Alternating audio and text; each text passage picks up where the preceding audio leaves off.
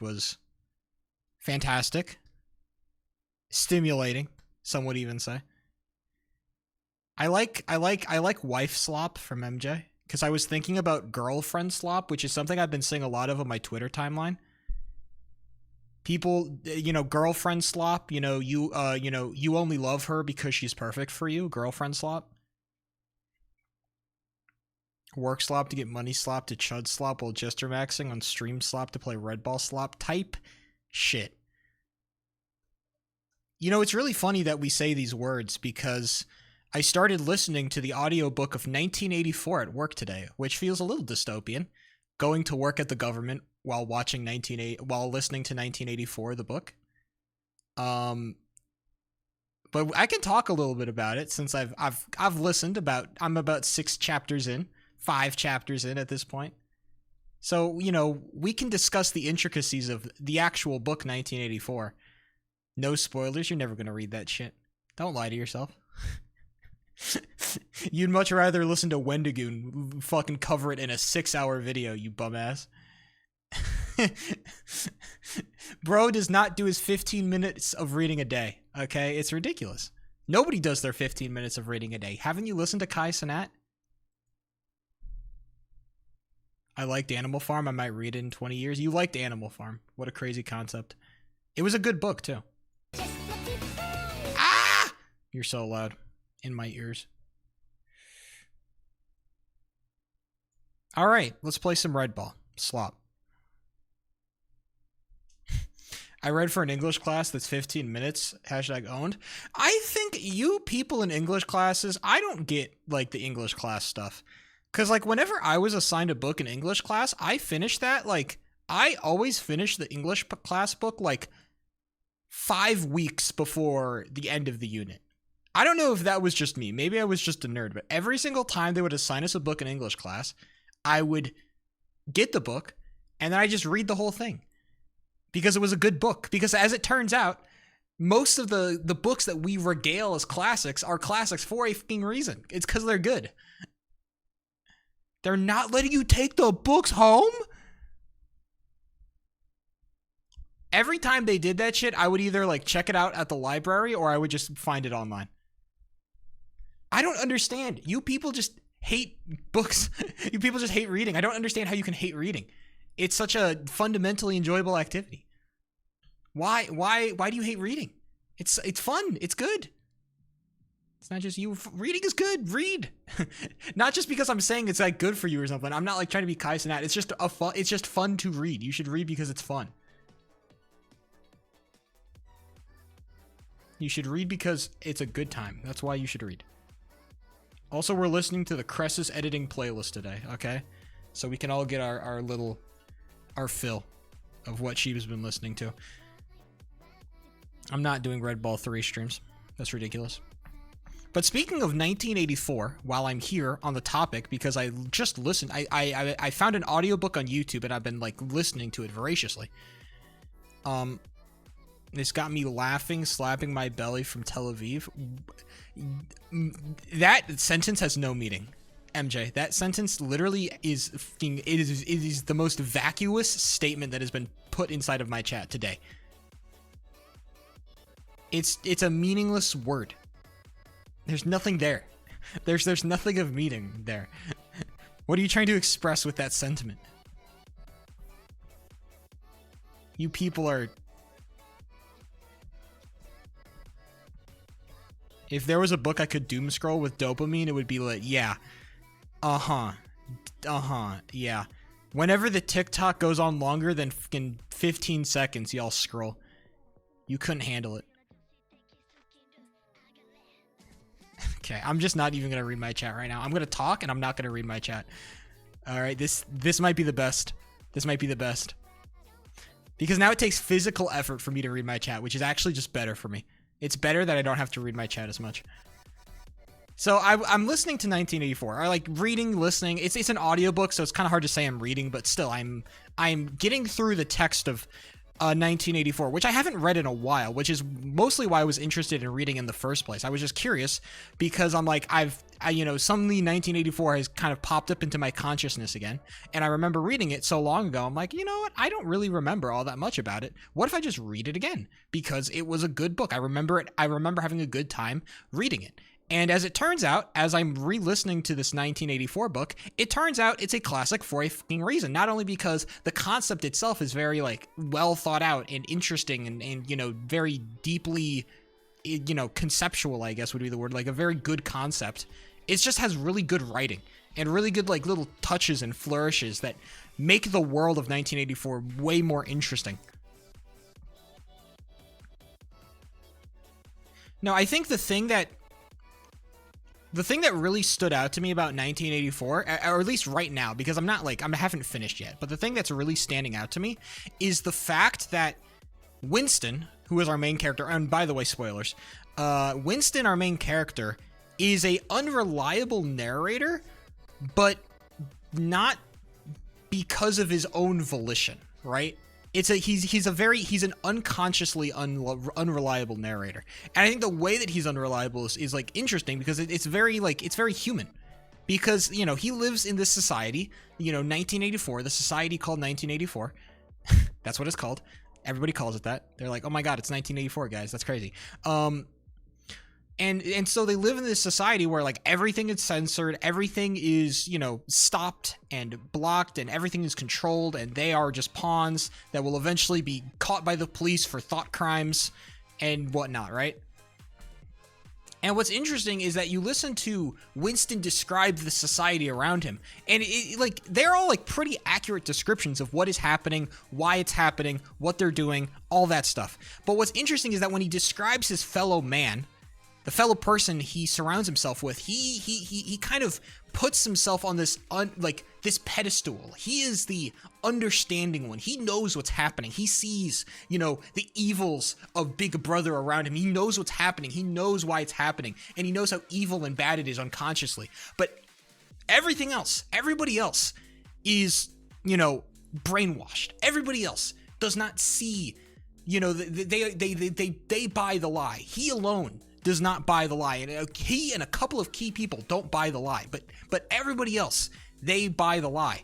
And what's really ironic about that is because like we get to this chapter about him talking about what he does for work, which is essentially like creating the lie. All right, he takes the newspaper from yesteryear and he changes it and brings it up to date with what we know today, which is crazy. He's rewriting history as his job, and he is acting like he knows how evil this is. He knows how bad it is, but he does it anyway because not only does he enjoy it, fundamentally, but also because he needs to survive. But everybody else around him, they are all brainwashed. They are all slaves. When in reality, they're most likely just other versions of Winston living in their own little Winston realities. All right, because they're doing the exact same job. They see it. They know exactly what they're doing. They're not people have not suddenly become stupid in this universe. Winston is not suddenly, this brave and lion one. He is just one in a million people who are trying their best to hide. And I think the author, what's his name, George Orwell, does such a good job at giving even these tiny characters these little subtle ticks of they are also hiding. Right, they are also, everybody is simultaneously committing a thought crime and trying to hide the fact that they are committing a thought crime, and everybody is trying to hide from each other that they are committing thought crimes, while everybody else surrounding them is also committing thought crimes. I think one interaction that stood out to me, I think specifically, was this interaction that Winston has with a coworker he doesn't really know that sits across from him, or one of the few coworkers he can see from his cubicle, and he's staring at this coworker, and this guy is just hiding away. He's just hiding, little shriveled, hunched over in his cubicle trying to hide away, right? And what's fascinating about that is that Winston portrays this man as he is some he is, I'm trying to think of a good way to describe how Winston portrays this guy, but he is suspicious of outing Winston. He might be the guy, he is bought into the system, and he might out Winston for a thought crime. When in reality, like, he's hiding away. Like, he's literally, like, shriveling up. His body motion is like that of somebody who's trying to hide away. And so in reality, like, this guy that Winston is looking at and talking about is most likely doing the same thing that Winston is. He's just hiding it better than Winston does. Winston stares at people all the fucking time. He's the most obvious guy in the world in terms of being a traitor. And yet he is the one who is so smart. He's the one who controls his facial gesture so well. When everybody else is like, they're probably just doing the same shit. Everybody exists in the same world. They just, you know, they can't tell each other. Hey, buddy, we can see you're reading the script. Fuck you. But, like, I don't know. I just find that, like, really fascinating how George Orwell characterizes all these people in his novel to give them all these character traits that gives off the impression that, you know, everybody is, you know, suffering under this, you know, regime. Winston is not the honored one. He is just he's another tool in the system. When does this take place? I don't know. Probably like the 1950s. So yeah, there's my little rant about 1984. Sheep, if you don't read this chat, you hate your followers and you love to donate all your money to kids' charities instead of Netanyahu. I shouldn't have read that message. Half of my Twitter timeline is trans baiting right now. Is it because of JJK? Be honest.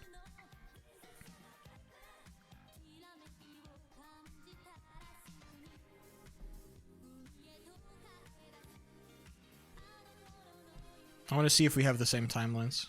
10% of that? Yeah. I don't know, man.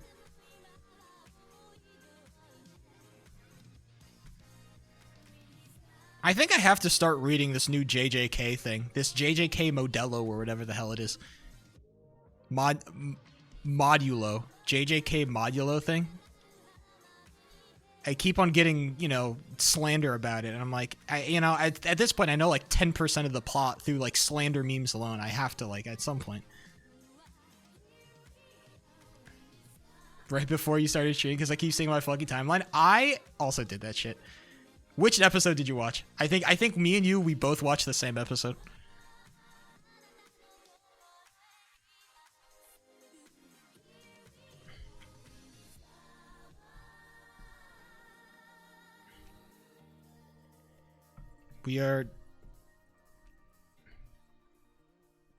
I watched the first episode. Oh no, I watched because, like, you know, I already know the story of JJK, okay? I already know that shit. Because I read the novel. I read the fan fiction, okay? No.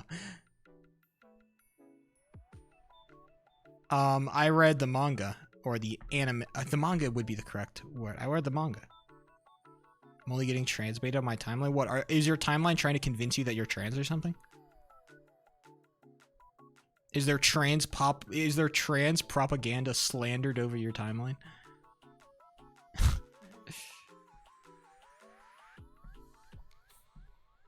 Bro's getting propagandized by the trans.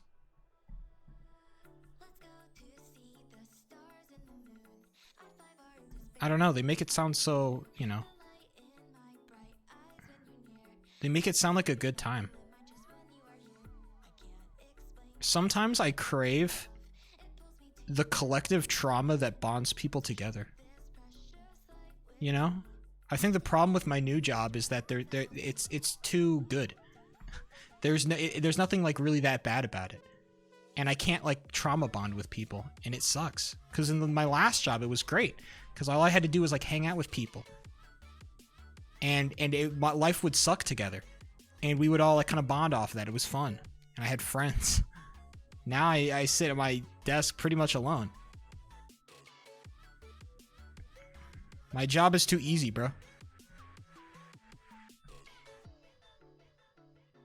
I'm like the prime candidate for like one of those movies about like how terrible it is to work in an office and how boring it is and how like, you know, like I am the office worker who sits in his cubicle all day and he's like, I wish for something more. I want something greater.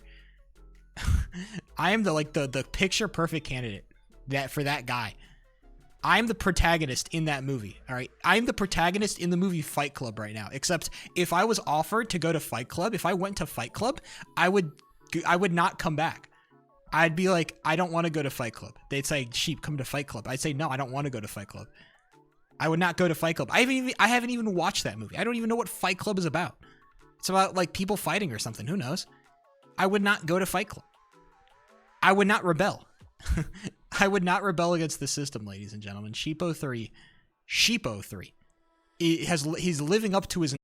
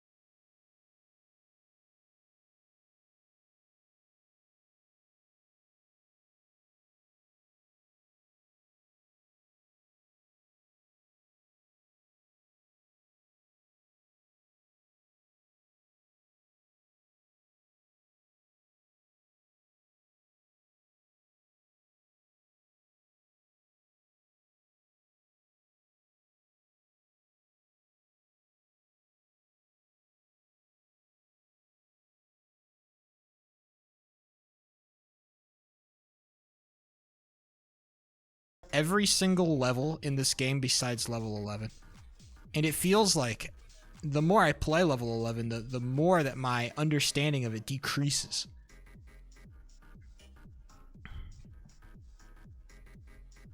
I think reading 1984 has made me fundamentally worse at Red Ball.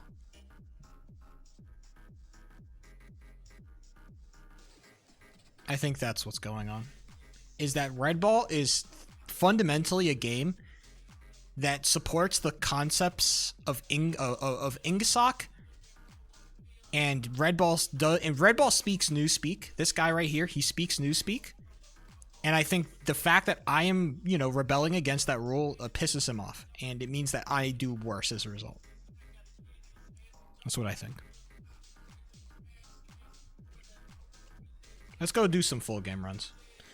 The more I watch sheep streams, the more I want to donate to Israel. I don't think it's a coincidence. Someday these jokes are gonna bite me in the butt really bad. It's gonna be so there's gonna be some blowover for this. There's just no way. There's just no way. I feel like I'm committing a thought crime, and someday they will find me out, and I will get my house will get raided in the middle of the night by somebody. They're gonna come for me, dude. Have you ever thought it? What the fuck am I saying? Have you thought about it being funny though? I have, and that's why I keep doing it. You see, it's this constant need to be humorous. She just saw a donation. You fund to my Tesla charity fund. Bless up my goat. What can I say? I'm just such a great guy, Sneaky. They all say that about me. Many have said such a thing.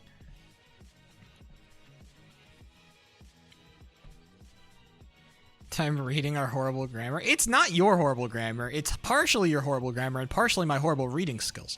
And partially the fact that my brain moves so fast sometimes that the words that I say like come out like fucking like a jarbled mess of gargle and shit. I have the streamer voice where I think so fast and that my voice comes out like you guys notice this. I can't be the only one that has noticed this about my speech. Sometimes I just slur my words like fucking crazy. Sometimes I don't articulate my shit at all. Sometimes I just like I think it's partially because I used to have speaking problems. And partially because I think so too fast. I don't articulate my words. You guys have got to have noticed this. After watching me for this long, I think you guys would know my speaking habits better than I know my speaking habits. Because you listen to it. You're forced to. You must suffer through me talking to you. And yet you've just accepted this. This is like okay to you. You listening? Oh my god, my game is so fucking loud. You guys are okay with this somehow. Loud as ball. Tragically, they say. Sorry, I'm trying to lock in. No, I mute your stream and read your sweet, smotherable lips. I actually have like I have an injury on the side of my lip that's been like slowly healing, and I just like lick at it. I lick my wound. Because the thing is, okay, so sorry, oh my god, what am I doing? I'm not even showing my gameplay, what the fuck? You're right, MJ. Okay, no, but what I was saying is that, so I have a thing. I have a thing. I love pineapple, right? And so every time I decide that today's fruit of the week will be pineapple, what I'll do is I'll cut up my pineapple into like bite-sized chunks because I like to, you know, just go in with a fork and just go crazy on that pineapple, right? But the thing is, right, is that often when I cut up the pineapple, there's a lot left over. There's a lot like left on the rind and shit. And so I, being a normal man who loves food, I gnaw a little bit. I gnaw a little bit on the pineapple rind, okay? I gnaw a little bit on the pineapple rind. But the problem with the pineapple is that it's sharp and spiky, and it hurts. And so sometimes when I gnaw on the pineapple rind, it bites like the corners of my mouth. And so every time I buy pineapples, I get like a little mouth injury that takes like a couple days to heal. Sometimes I'm just bleeding from my mouth while I'm eating pineapple. And I'll eat a pineapple and I'll just see little blood marks on it. Well, no, I'm not biting on it. See, no, okay, so the way that I cut the pineapple, right, is that, so you have the whole pineapple, right? And so the way that I've been taught to cut pineapples is that what I do is like, I shave off the sides, right? Because the sides are where all the spiky bits are. So I shave off the sides like that, right? Whole pineapple, I'm just and whenever I shave off the sides, there's always a little bit of the flesh left on the sides. That's like good because, you know, I'm not perfect with my knife. And so I try to get that stuff off. I try to gnaw it off because it's like, it's good fucking pineapple, bro. And so what happens is that sometimes like it hits the side of my mouth and I bleed. It hurts, but I love it. I love it because the pineapple is delicious. So that's weirdo. Wait, am I weird for that? Is that a weird thing to do? Yes, MJ, you said I'm a weirdo. I'm not asking you. I'm not asking the guy that called me a weirdo. Just cut your shit like a regular person? How do you cut your pineapple? All right? How do you cut your fucking pineapple, okay? You want to start talking shit about how I cut my pineapple? How about you talk about how you cut your pineapple? Just cut the outside? What do you mean, like, cut the outside?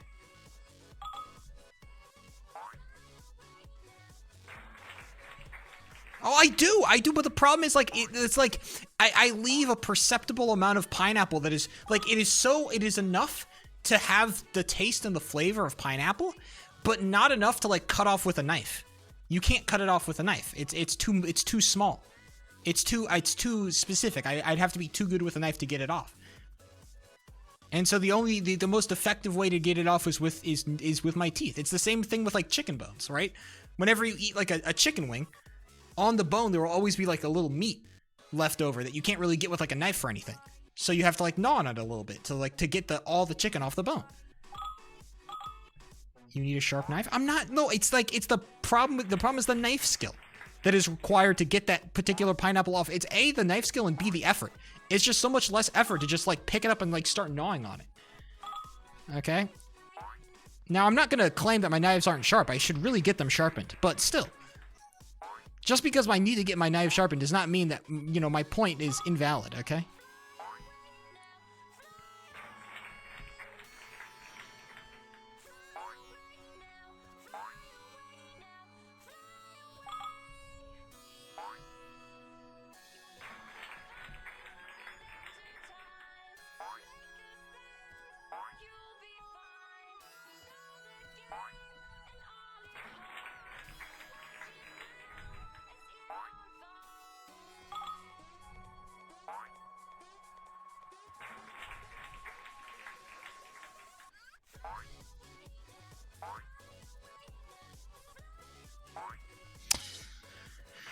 Full game runs have not been going swell for me today, I must say. What else do I need to speak on? Oh yeah, Civ events. Thank you for sheep, man. Thank you for remembering. Yeah, Civ event stuff. So I applied to another Civ event. I've applied to 2, and I need to apply to a 3rd. Oh, speaking of the 3rd, I need to talk about my progeny character. Because I've kind of come to a better conception of what I want my progeny character to be, and I want to pass it through the people to make sure that you guys will, you know, I don't know why I'm doing it, but honestly, just to make sure that my character will be, like, enjoyable and fun and shit, and it won't be, like, boring as fuck, and you guys will be like, ah, this fucking sucks, sheep, you miserable fuck, or whatever. Okay, so on the other Civ event, there's a Civ event, there's an 1,000-player Civ event, that is, sorry, not Lord of the Rings. It is,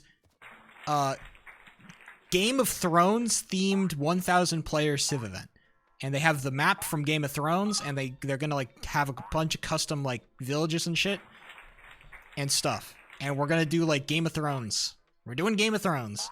Which is a strange little conception of a Civ event, but it is what is happening, so.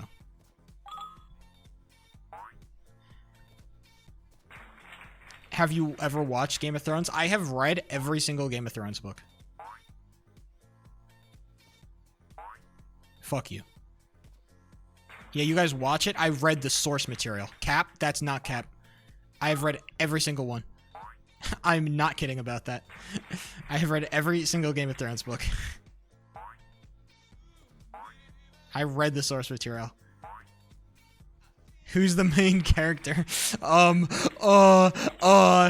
Fucking, who's the kid that fucking, gets thrown out of a window by fucking, what's his name, Lannister? Jaime Lannister. Fucking Byron. Fucking Byron is the main character, dude. No, I think his name is Brian. But I'm gonna call him Byron, because I don't remember his full name. The guy who gets yeeted out of the window by Jaime Lannister. That's the main character. Don't worry, I looked up the ending of the Game of Thrones TV series on Wikipedia, and apparently it ends like shit, and I completely concur. That ending is dog piss. What happens at the middle? Damn. Probably, like, a lot of, like...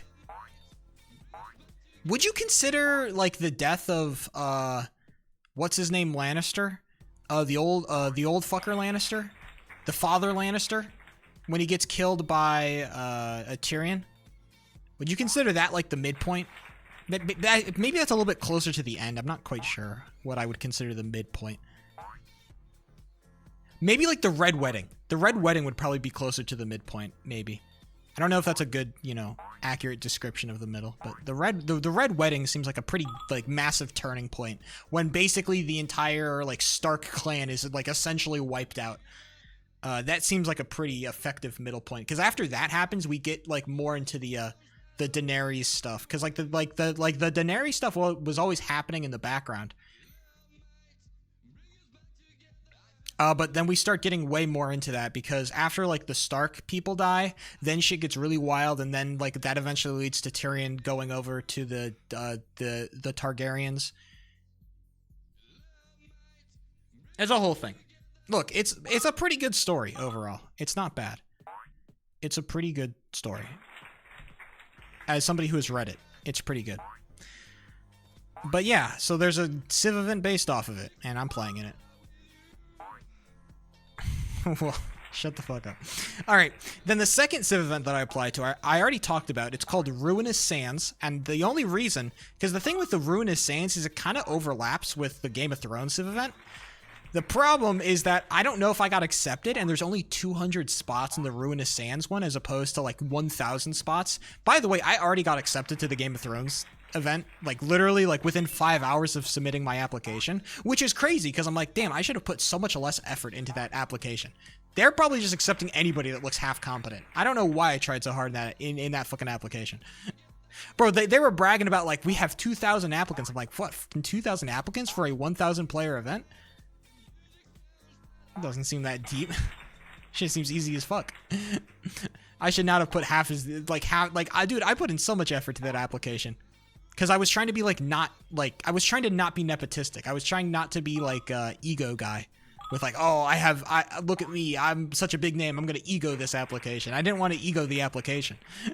And so I didn't. And I'm like, damn, maybe I should have just egoed that shit. I would have saved so much time. Okay, so I egoed the application. I didn't. And then the Ruinous Sands one, I don't know if I'm in that one yet. So I applied for an event over it. So I kind of have to choose which one I want to play in if I get into Ruinous Sands. Either the Ruinous Sands event or the 1,000 player event. When the 1,000 player event, there's a lot of players who I know, and the Ruinous Sands one looks a little bit unknown. So I'm genuinely kind of curious about the Ruinous Sands one if I get in, because there are a lot less people that I know. And I feel like I could extend my influence. Sheepo 3 could extend his influence farther with this Ruinous Sands event. But we'll see what happens. Okay, besides that, let's talk about Progeny. Let's talk about Progeny. Because those applications are coming up, and I have to submit mine like soon. So I'm going to spend a little bit tonight working on it. So ultimately what I've decided my character to be, and speaking of, while we're on the topic of Game of Thrones, I've kind of ended up being, I want to turn my character into kind of like a Littlefinger, I want to do a lot of the stuff I was doing last season of Progeny, except I want to do it not with like physically sneaking around places, but I want to verbally do it. All right. I still want to be like a conniving little rat boy because I think it's good content, but I want to do it more verbally. We're going to be talking to a lot of people next season. All right. My whole goal is going to be, because what I realized, and I don't know why I haven't had this realization earlier, but people are so easy. Like, people will give up information so easy if you just ask. If you just ask them, they will just tell you shit. Like, just ask them about specifics, and they'll just fucking tell you. So my thought is, why try so hard to be like this massively informed person by sneaking around and listening to private conversations and all that shit, when I could just ask? I could just ask, hey, what's going on? What are you guys doing? Why? Why are you doing it? What's the reason? Like, people just tell you that shit. So I want to base my character around that. And also, by the way, I kind of like moonlight as like a lawyer. That's kind of like my day job.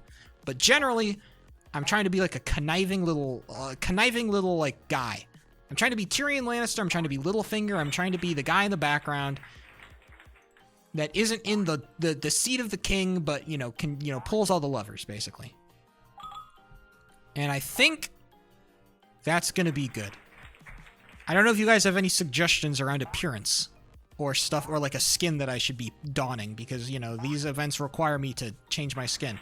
What I was thinking of for this particular event is, because I want to be like a little bit more brash and braggadocious and like out there, I was thinking about wearing a white, having my skin be an all white suit, like a bright white suit with white hair, just Just very like bold. I'm trying to stand out and trying to stand out very boldly in a crowd. And I think white, just bright white would be a very good, it would contrast pretty hard with everything else. And hopefully, you know, people would draw their eyes to me or something so I could be important or, you know, intentionally get people to me. So if you guys have any suggestions off that, I'd love to hear them. But for me, I think I like that particular outfit.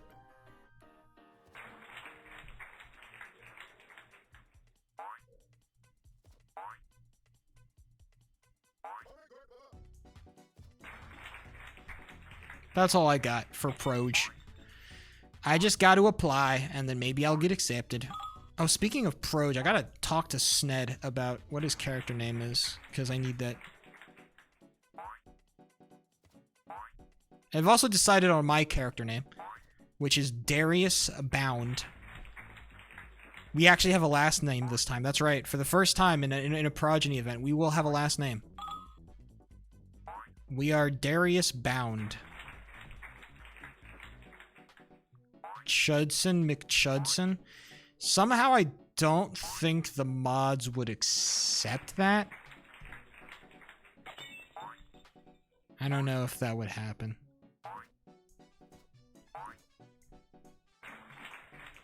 Can your guys' autistic obsession go somewhere else, please? We're talking names? Well, no, I decided on my name, so...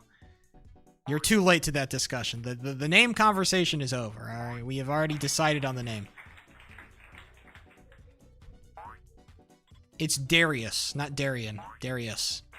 I prefer Darius to Darian.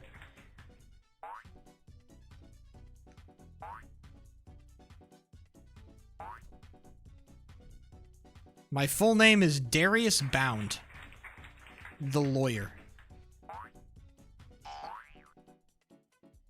And if you're thinking, oh, Sheep, you're going to stop being a rat boy? Sorry, I'm going to give you the abridged explanation, Miraz, but Sheep is not going to start being... Sheep is going to not stop being a rat boy. I'm going to continue to be a rat boy. I'm just going to proceed about it in different ways. So I hope you know. God damn it. I missed like a whole cycle.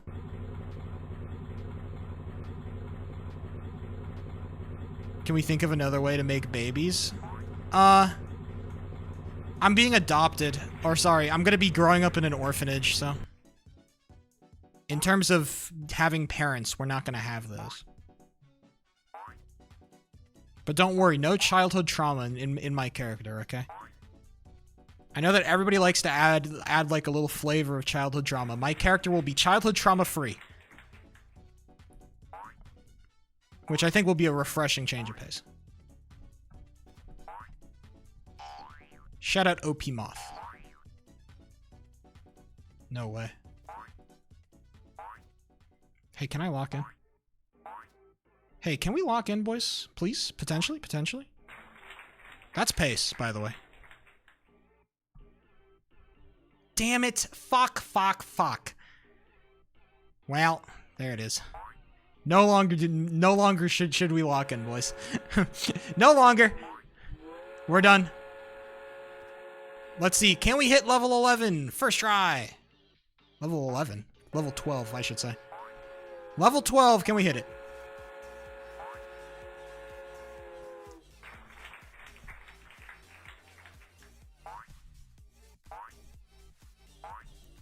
Oh no, I fucked it. It's cooked.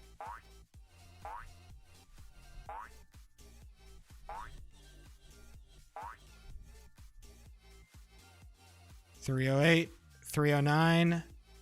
That's a new PB. 311. That is my new personal best, I believe, right there. I don't know what my PB is, but I think that's what it is. 311. That's faster than 315, so 311. Let's go! New PB, everybody. 311. I don't feel happy, but hey, I hit it. So he'll be boring as you. No, the thing is, I'm trying to, like, okay, so, like, I don't know, like I said, Miraz, to the rest of the people that were listening, I'm trying to, like, make my character, like, a Littlefinger type character, where I'm gonna try to connive and, like, worm my way into everything and be, like, the master manipulator behind the scenes or whatever. Just because I want to do interesting shit. Because I think being peaceful and just is boring. For the most part, in this particular world. I think that in this particular Civ event, being, like, peaceful is kind of, like, shit boring. So... Because everybody's so rational and reasonable in this world. Everybody's, like, playing their characters well, which means, like, they don't do, like, dumb shit randomly.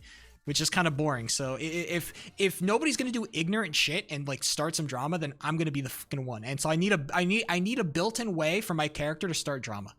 And this character is nice because it does have that method. If I need to start some shit, hopefully I will have the tools to do that. And I have the justification for it. Now, maybe that's a shitty way to conceive of a character, but you know. I'm also trying to have fun at this fuck-ass event, okay? And my conception of fun does not revolve around does not revolve around deep, intricate role play about fucking weddings and the price of a saddle. All right? I do not want to have a long talk with another character about how to... Yeah, I saw the timer. I don't want to have a long conversation about how to fucking saddle a horse. I'm good. That's not what I'm into. So... And I feel like that kind of fundamentally, you know, the problem is I'm kind of good at this event. And by good, I mean, like, people have fun, like, somehow they have come to this conclusion that, like, oh, I want Sheep to play in this event because Sheep is, like, a good role player or something, which is a crazy thing. They're like, oh my god, Sheep, you're so good at this. You should, like, play in the event. I'm so excited to play with Sheep again. Why? Why are you that? Why are you like that? There's one person by the way. No, this sentiment has been expressed to many people, okay? This is not like one person, okay? This has been expressed to me many times over many people over many events, okay? Yes, I know. I'm glazing myself, right? The moment that somebody says something positive about me, you guys are like, fuck! You're kidding. Sheep? No way. It's like you can't, like, conceptualize somebody, like, being nice to me. Somebody actually likes Sheep, it's impossible. Every time I talk in the JBHL Discord, I get glazed. I get glazed, bro. I said, like, yo, I'm thinking about coming back next season. And people are like, oh my god, I'm so excited, Sheep. I'm so excited to see you play. People are asking me, yo, Sheep, when are you going to write another article, man? I loved reading your articles. They were so fun. It's crazy. I got DM'd by somebody after my first casting gig of this year. When I was casting, or this season, I should say, for BHL, somebody, like, DM'd me. He's like, yo, Sheep, I love listening to you cast. You're so good. I'm like, bro, you didn't have to DM me for that shit. That's crazy. Thank you. I appreciate it so much. But, like, damn. All right? I get glazed.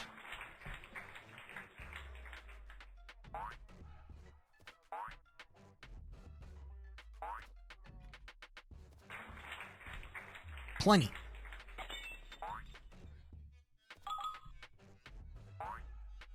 Hi, I'm a hockey from Tel Aviv, and look at me. That's true, actually. That did happen.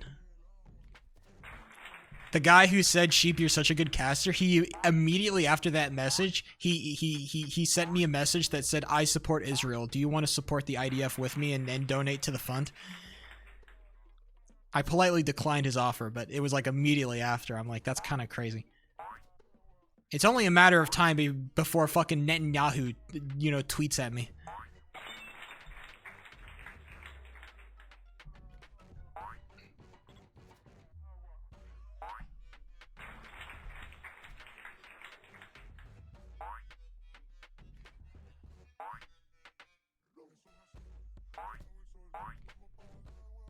Are we watching the game? Can I ask what the game is in this particular instance? Is it the game that I'm playing right now that I just fucked up level 7 on and I'm going to be behind by 3 seconds?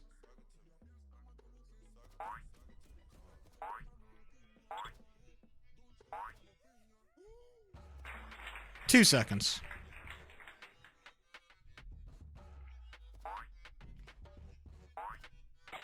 Damn it. Alright. What do you... Sports game. Oh, speaking of sports game, I need to find a way to watch the Olympics at work legally. And I can't pirate it this time, because if I pirate something on a government PC, I don't think that's a good idea. You know? I don't think I can pirate stuff on a government PC. And I'm not going to try. That seems like kind of crazy to me. And I don't want to watch it on my phone because it's like I don't have a lot of charge in that bitch, so. How do I watch the Olympics? At work. Legally. Maybe like Fox News shows it or ESPN has like a free channel. I think they do. Are the Olympics free to watch? The Winter Olympics can be watched free through several methods via free channels of live television. Free channel? Can I watch it on like ESPN? I don't know. Well, figure it out. Either way, that's happening. I do charge my phone. It's just like it's kind of an older phone. Oh, speaking of my older phone, I got a new case for it. It looks the same as my old case, but it's now my new case that's the same as my old case, but I like it. Look at my case. My phone's actually purple, by the way. You couldn't tell. Oh, actually, you can, look. You actually can't fucking tell. The lights are too bright, but it's purple, okay? It's a purple phone. iPhone 11. What is wrong with it? It works, and I don't need to pay for a new one. I have like $1,000 extra in my bank account that I should either spend on something or put in my savings. Speaking of which, should I spend my $1,000 extra on like a new phone or something?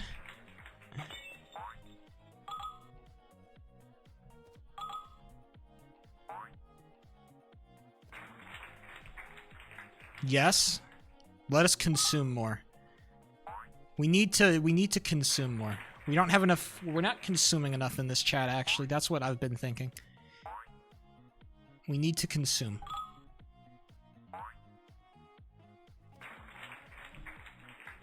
You know what I would really like on my counter? I want like a thing where I can store all of my... That's actually a piece of furniture I want. I'm thinking about a piece of furniture I want. I want a piece of furniture. Well, I want a paper towel roll holder. One of the things that holds the paper towel rolls. But I have like a ton of like plastic things, plastic items, and I want like a little like storage device for all my plastic,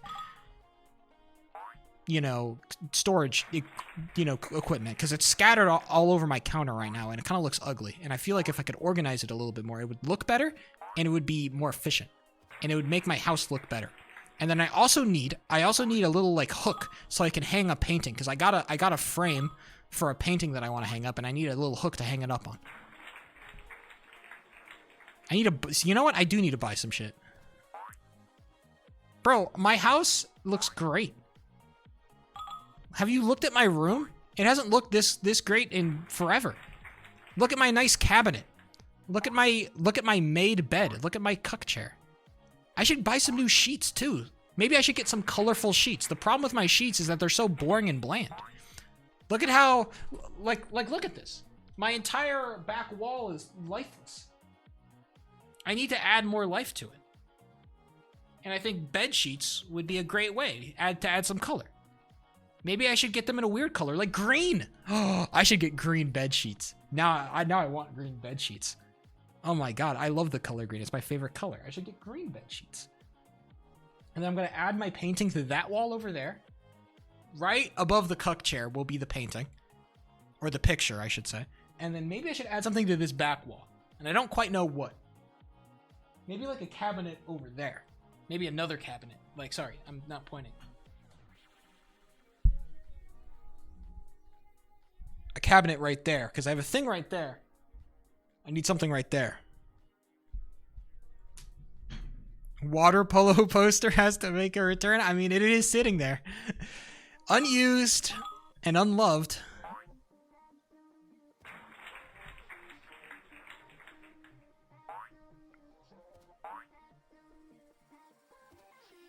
Speaking of which, I should probably clean out my closet a little bit. It's a little bit messy. Yo, this playlist sucks. What the fuck? Wait, why does it suck? What's wrong with... Wait. Can you... Good song, but you shouldn't be listening to it. Why shouldn't I be listening to it?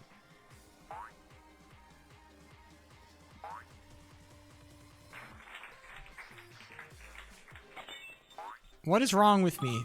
Because you don't deserve to.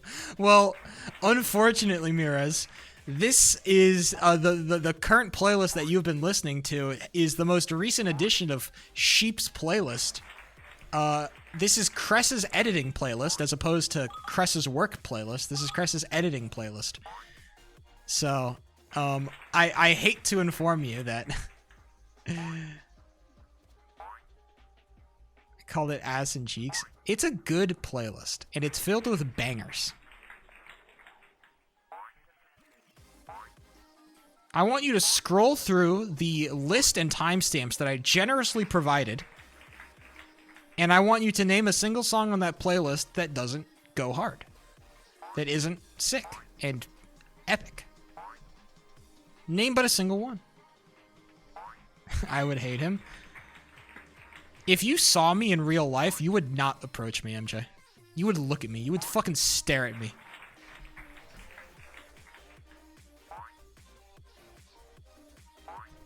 You would not say a word to me. If you saw me in real life, you would not say a word to me.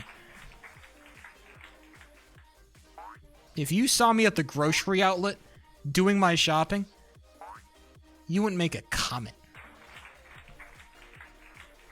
I'd get a photo with you, but I wouldn't tell you who you are. So you'd come up to me and you'd say, "Yo, Sheep." And I'd be like, "What the fuck?" And then I'd ask, "Yo, who are you in chat?" And you wouldn't say anything. You'd say, I'd ask you, "Who are you in chat?" And you would say nothing. Your lips would be sealed.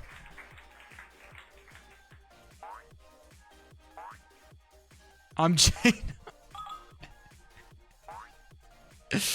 That'd be crazy.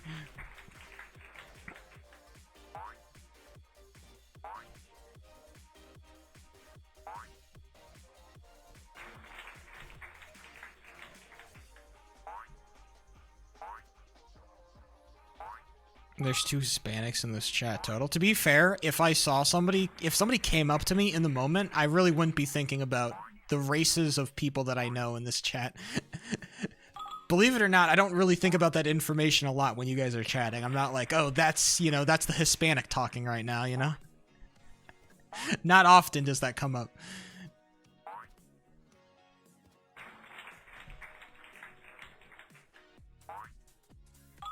Ask for a photo in Spanish. I would say no hablo español. No hablo español, no hablo, no hablo.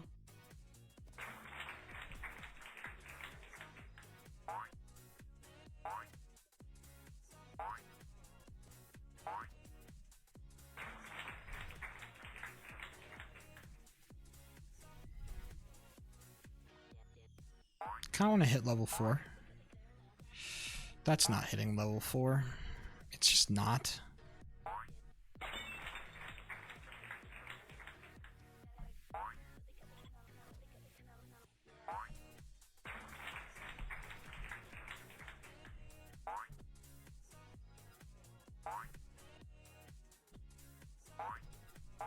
Man, this is what locking in gets you, bro.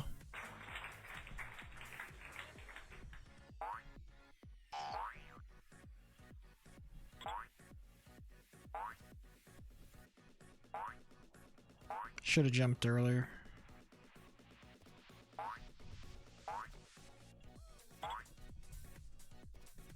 No, my thing wouldn't jump. Fuck.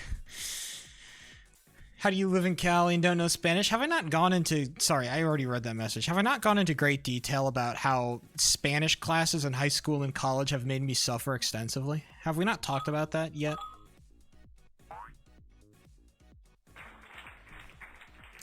Did you guys not remember when I was in college and I complained about Spanish classes on stream live while I was in them?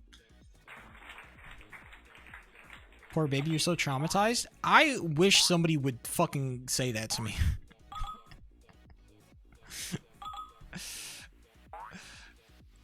Okay. People have been talking about relationships too much and, you know, love and affection, and I see it too much on my timeline and I'm starting to get jealous, okay? Mirez, I wish somebody would say that to me, but like not like a joke and not in my Twitch chat, but like to my face and mean it. And I wish they would, and wish she specifically would comfort me. I want that to happen, but I don't have that. I'm not a 6'2" woman, bruh. Sorry. I don't know if I don't know if I would want. I'm not gonna finish that thought. I think I'm gonna move on.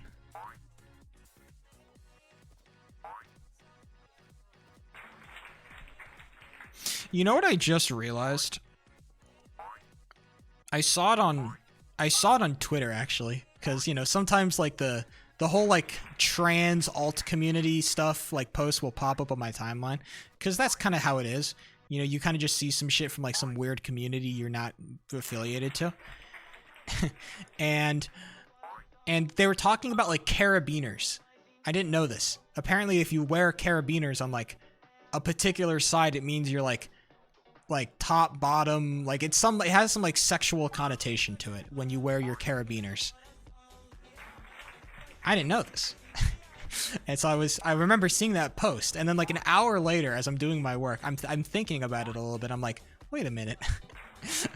My brother wears carabiners. I distinctly remember seeing my brother wearing a carabiner on like I can't remember which side, but I distinctly remember this. I'm like, that's crazy. I keep on remembering that like my brother is like alt as fuck, but I'm like, damn, that's crazy. Shout out, honestly. I actually really like my brother. My trans brother specifically. I like that one a lot. I think as we've grown up, I think that we've become like, I don't want to say kindred spirits, but I think we kind of have like a very similar sense of humor. And it means that I think we work well together. Say it every single time. I don't know. I like my siblings, bro. God forbid. I like my siblings. He's great. He's just great. I don't know what to say. And then my sister's great, and my older brother, he's quiet. My older brother quiet as fuck, but he's cool. When you get him talking, he's cool. Not often. Not often does it happen.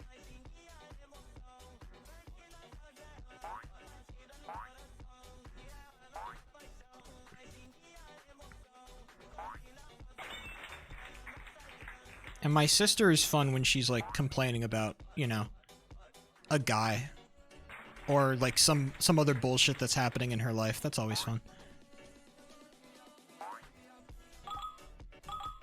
Yo, this is the run type shit. I don't know, man. See, no, I just remember a conversation I had with my brother about like, you know, it's like, you know, we were talking about, somehow the conversation got on like femboys, and I was talking about submissive femboys, and they were like, no. You have to go for dominant femboys. Like dominant femboys are actually the peak. And I was like, damn, I haven't thought of that actually. Because I thought femboys were inherently like submissive. I thought that was kind of like part of the experience. But I think that was my gender, I think I was being gender exclusive in that interpretation. And I found that very interesting. I'm like, I haven't thought of it like that. She can stop messing up whenever I say something. I think the real reason why people stop typing in my chat is because they want to see me win. You guys actually care about me so much, you don't type in my chat. It is really distracting more, though, is to hear my stomach rumbling every single time I play this game. I think that's more distracting.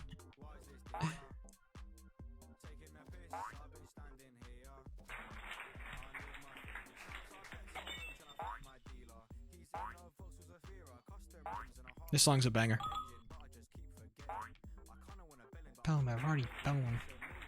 It's a TikTok song, but it's actually good. Many such cases.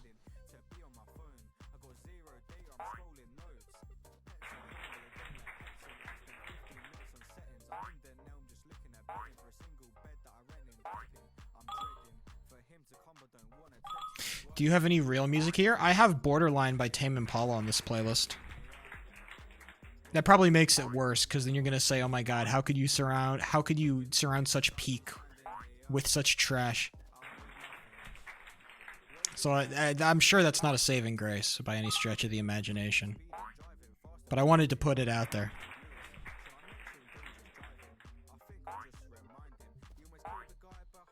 Just because British people make something doesn't mean it's inherently bad.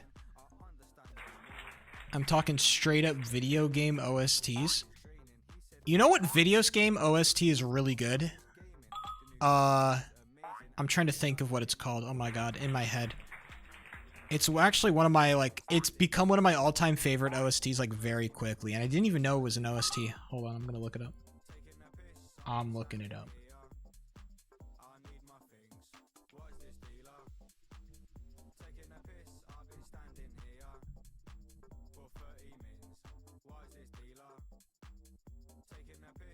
Pop Slingers. That's the thing I'm thinking of. Pop Slingers. Listen to the original OST of Pop Slingers. That is some great music right there, boys. I love that. What even counts as mumble rap these days? Mumble rap is like not even a concept anymore. Mumble rap was kind of created by and popularized, I should say, more so by like edgy white people. Mumble rap was just the new wave of music that was a lot more like vibes and fun based, and it, you know, had less of an, and I not saying less of an emphasis on words and wordplay, but more of an emphasis on, you know, more modern sounding tones and trends and stuff. And people just didn't like it because it wasn't like old school hip hop where you would just have like a producer and an artist and a beat, and some guy would just rap over a beat, and that was the whole song. But now we're like, now rap was starting to get a lot more intricate with how they incorporated people into songs with like more like intricate artistic ways of bringing people's voices and kind of melding them together with the song in more interesting ways. And people didn't like that because it wasn't, you know, it wasn't what they were used to, and it wasn't, you know, it wasn't as authentic as, like, you know, it was a kind of a more harsher departure from this initial, because like rap, you know, a lot of that rap culture came from like, you know, the freestyling where people would just spit back and forth at each other, you know, no, you know, no beat needed type shit. And that, you know, mumble rap kind of stands as a stark departure from that era of rap where now it is becoming more and more artistic. And I think a lot of people just didn't like that because it didn't feel as authentic, right? The thing about like kind of old school rap that feels authentic is because it's so bare bones, right? You can see every element very clearly. And with like stuff like mumble rap or things that were considered to be mumble rap, that like that kind of that stripped back aesthetic is now being populated with more and more sounds and more lush instrumentals that have created like a more, like I said, a more artistic experience. And, you know, people didn't like that. Luckily nowadays, mumble rap is kind of like a dead concept, or at least like a dead terminology, I should say. Maybe not a dead concept, but the terminology is, you know, very insufficient. It's kind of like saying assault weapons. There's no such thing as an assault weapon. You either have automatic, semi-automatic, non-automatic guns. Same thing with rap. You don't have like mumble rap versus not mumble rap. It's all kind of under the same umbrella of rap, just different classifications of what rap is or what kind of sound, you know, trap, stuff like that, like trap versus old school rap versus, you know, whatever else the genre has become.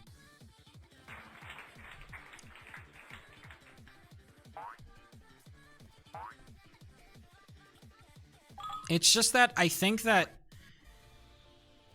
rap is such an, I don't know if rap is, I feel like this has happened to like other genres that I'm just not aware of because I just wasn't of the age or I'm not into those genres. But I feel like rap right now is going through this period of like, I don't want to say growth, but it like, of the genre is becoming so like,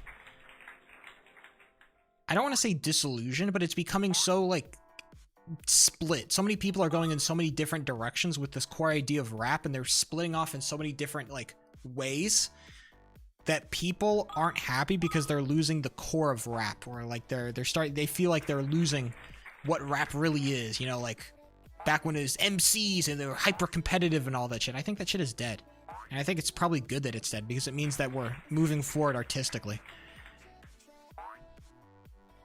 You ain't a real rapper no more. Like, what the fuck does that mean? It's a real rapper.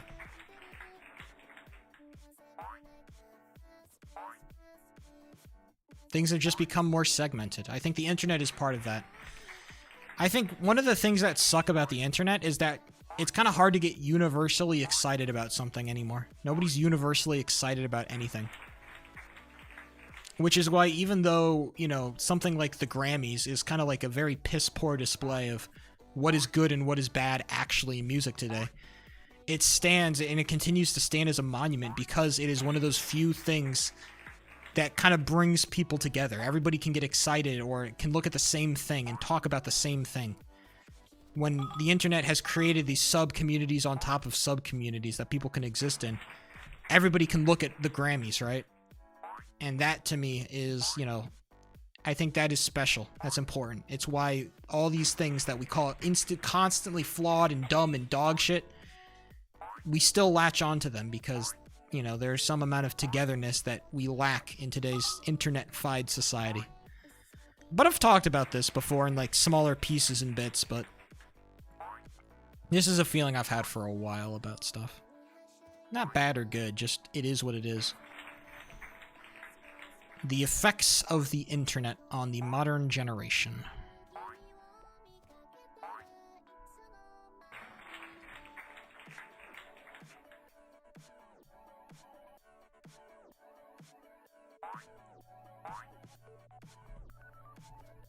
In today's streamer drama, I saw it on my timeline. People have been going at this guy. I don't know if you know him. You may know him. You may have heard of the name, maybe not watched him. The Burnt Peanut has apparently been the topic of discussion. The Burnt Peanut is a guy who plays shooty game. He's kind of in that circle of streamers that I would describe as like COD bros. He's in that COD bro circle of shit. The Fall Off? Oh, is that by Kanye? Oh yeah, the Kanye apology. Sorry, I'll talk about the COD bros later. The Kanye apology, huh? Or is that... am I thinking about something completely else? Hold on. What is the Fall Off? J. Cole. Oh. That's a J. Cole album? February 6th. I haven't really listened to anything about J. Cole. I don't really, like, listen to J. Cole. I don't think I've ever listened to, like, a full album from J. Cole, deadass. Should I? I mean, apparently, a lot of people say he's, like, fucking goated, so... I'm down.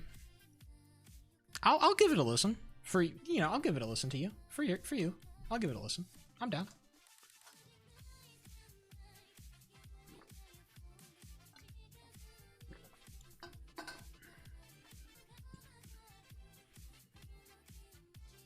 I'm interested. Maybe J. Cole is as good as they say he is. Is this his last album? Or is this his, like, his... we're gonna pretend like it's his last album and he's gonna still keep releasing... Oh, you know what album I started listening to later at work yesterday? Oh, this is fun. I listened to the most recent Lil Wayne project, Carter 6. From Lil Wayne. Just because I was curious. I remember hearing people talk about how shit it was, and I'm like, I wonder if it's any good. Ladies and gentlemen, I can confirm. It is bad. It's bad. The thing with Lil Wayne is that Lil Wayne is not, like, on a single, like, any given song that Lil Wayne is on, or, like, there are very specific selections in that album that are, like, it shows that Lil Wayne can very clear, like, he is clearly a talented rapper. This guy is, like, kind of conceived as many to be a legend for a reason. But he has fallen off extensively because his artistry is basically non-existent. And that's the problem with a lot of the older rappers that continue to release music. Lil Wayne is very much Eminem in the way that they keep on making the same shit that they've been making for the last couple, like, for the last decade. They keep making the same shit. Eminem is another one of these. And so when I listen to part of Carter 6, because Carter 6 is a fucking long-ass album. I do not recommend listening to the whole thing. I tried. I got halfway through and I'm like, oh my god, that was only halfway? It's grating. Part of it is very grating. The subject matter is kind of just drugs and women for the most part. It's very much like the same lyrics. There were 3 separate instances where Lil Wayne did the bow bow bow as part of his bars, like the gun bars, you know, bow bow bow, I shoot you dead. There were 3 separate instances that I counted over 9 songs where he did that exact separate like bar. And there was also one song where he started talking about how great America was and how much he loved America. Which I thought was a strange aside, because on the very next song he went right back to singing about how he does like a lot of drugs and how he fucks bitches and how he wants to fuck bitches and do more drugs. So I thought it was like kind of a weird refrain. And also there was a jelly roll thing. The snakes ain't always in the grass. That came from Carter 6. Snakes ain't always in the grass. Sharks ain't always in the water. Thieves ain't always in the night. God ain't always at the altar. So yeah, a lot of classics from that Carter album. So basically it was like every single Eminem album, just, you know, with a different kind of form. A very talented wordsmith, if I'm to use that language, but without any of the artistry or creativity or interesting things to say that they used to have when they were novel and young and hip and cool. They're just past their prime and they can't think of anything original. They are washed up old dudes that are not worth listening to anymore because they suck.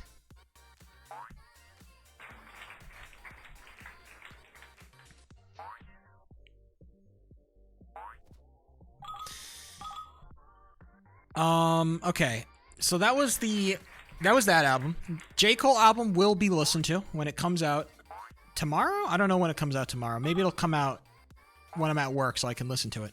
So I'll listen to that, and then on Kanye, which what I thought was the fallout was about, but no, Kanye dropped that apology where he's like, "I'm sorry for being an asshole for the last like 2 years.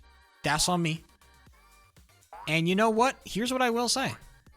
I think the fact that we are treating Kanye getting himself a PR agent and actually like having somebody put out a good PR statement about him, I think it's very telling. I think it's very telling that this is the state of like what we expect from Kanye, that this, like the fact that he is making like an effort to fix his PR, that alone is like kind of an indictment of how far he's fallen. I think that is very interesting. So basically, I don't really give a shit about the Kanye apology. I don't accept his apology. Not that it's mine to accept, but still. He is still, you know, until he makes a bigger faith effort to make change. You don't get to just come back from all the shit you said just because you made a couple good albums. I'm sorry, brother. Just because you're pretending to be good again doesn't mean that I'm going to believe that. Same thing, it's very much like a Kai Cenat situation with Kanye, you know? It feels a little, although I will say it feels a little less performative on Kanye's end. I feel like his apology, I did read it. It feels a lot less performative than anything that Kai Cenat is doing, but it's still kind of the same principle of the thing, you know? You don't get, you know, you don't get that. You don't get to be, you know, forgiven. And you don't, you know, Kai Cenat, not that he needed to be forgiven, but you don't get to be treated like a, you know, like a deep thinking person until you've proven it, right? You need to prove that shit.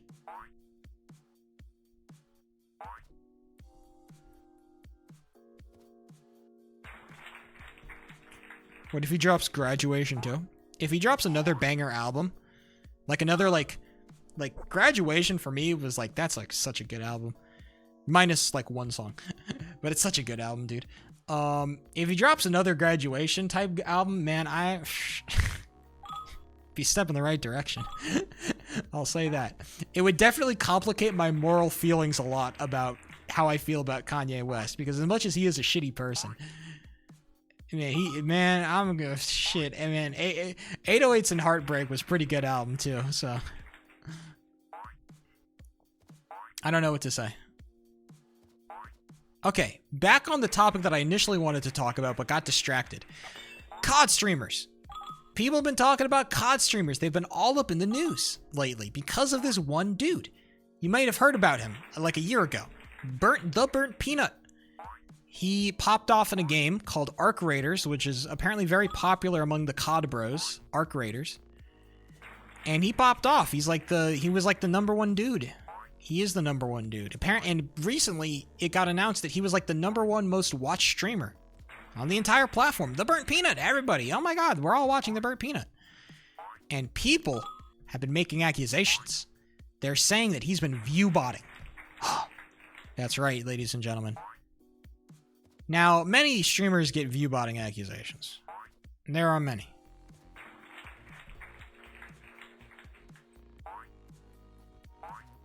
But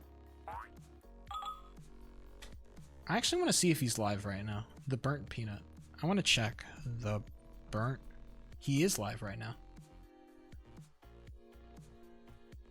Let's check out his chat.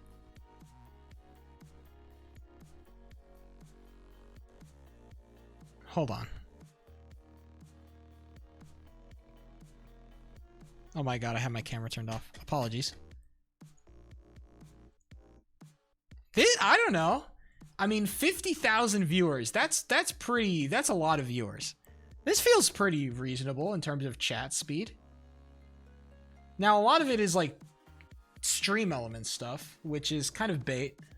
But honestly, this seems pretty reasonable. Let's check like XQC, because he's got to be live too. XQC is almost always live. He is. Let's check it out with XQC's chat, who's at 14. Oh my god, significantly lower. And his chat, I would also argue, is slower. It is pretty fast, actually. They're like maybe the same speed. If I was being generous, I'd say the same speed, which is not like kind of an indictment. Now let's check Zach Rara at 27k. That's a little bit more accurate. Oh my god, he's actually playing a video game right now? What the fuck is this? What is this like conservative ass video game he's playing? His chat is pretty slow. People aren't claiming, hey, he's view botting, but this chat feels pretty slow compared to maybe Shroud, who's at 5k. His chat is mega slow. Damn, Shroud chat got nobody. He's got 9,000 viewers? Oh, it's because he's group streaming. He's got 5k viewers and his chat's moving this slow? Damn. My bad. Interesting. So that's our investigation of this man, the Burnt Peanut, who the only thing that I'm going to accuse him of being clinically insane. This is pretty high tech. I didn't realize the stream was this high tech. Hold on, this is pretty in depth. Yeah, I don't know why people are accusing him of stream sniping. This feels crazy. His chat's moving crazy fast. Wait, why are people? Wait, what? I don't know. Maybe I just haven't seen like the numbers or the charts, but this feels like, come on, man. Also, look at this setup. I appreciate the work. Look at this. He's got the whole background. He's not just VTubing. You know, he's doing the whole thing. Look at this.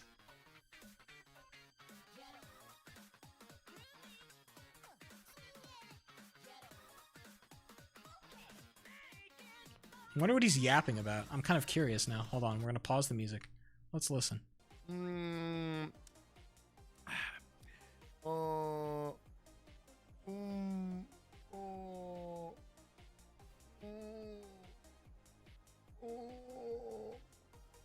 Oh, okay, maybe not.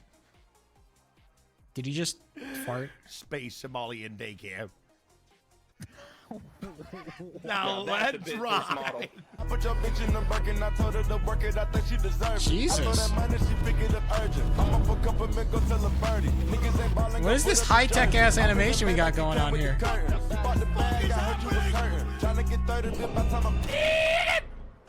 By the way, guys, I saw a post. I see so many crazy posts like every day. I'm telling you, I wake up every morning to 10,000 random people on this planet just getting at me. I saw a TikTok today where I was going into the raid, and you know how my VODs for my channel don't do the intro music? It's just kind of like it just shows the picture, no music. Mm-hmm. So you can hear the game and the microphone sometimes. Yeah. Well, he was Taxi or Drac, and he was sniffing my ass in the game as the intro, because I had overshot the intro. And so he sniffed it They like, thought you were doing cocaine. yeah, they thought I was doing cocaine. It was a whole thing. It was a whole thing. This guy seems like not I a. commented, I said, no, I was not. Wait, this like. Why do people hate this guy so much? He seems like a decently entertaining streamer. I don't understand it. Wait, what's the fucking problem? The only insane part is that he plays this exact game for like 7 hours a day. That's the only insane thing that's happening. I can't understand the COD bros that play like the same game for like 7-8 hours a day. That makes no sense to me. I don't know how they do that. But no, why do people hate this guy so much? This seems crazy to me. Of all the stream, like he seems like very much like in the lane of like Dr. Disrespect, you know?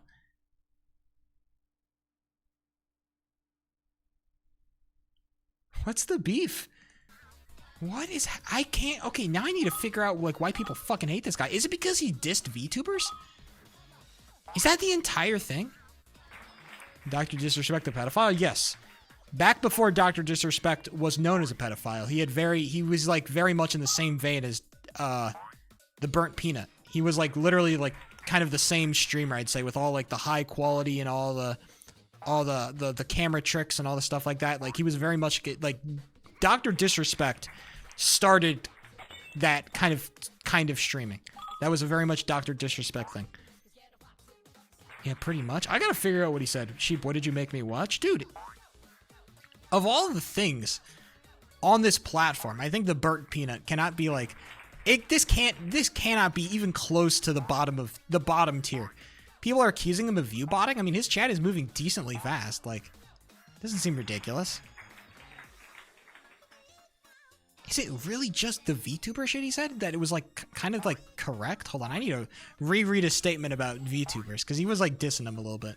Hold on, I gotta figure it out. Does it justify the hate? Because like, damn, I remember him getting so much hate for that VTuber shit. Hold on, I gotta figure this out. Hold on. We're doing a little bit of investigative research. The Burnt Peanut VTubers. Because his shit was too dude bro and they don't like it. Well, yeah, of course, but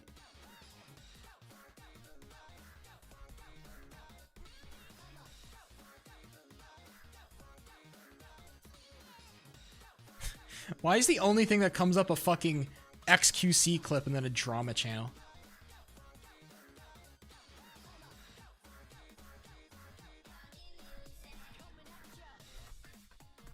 I just want to find the clip.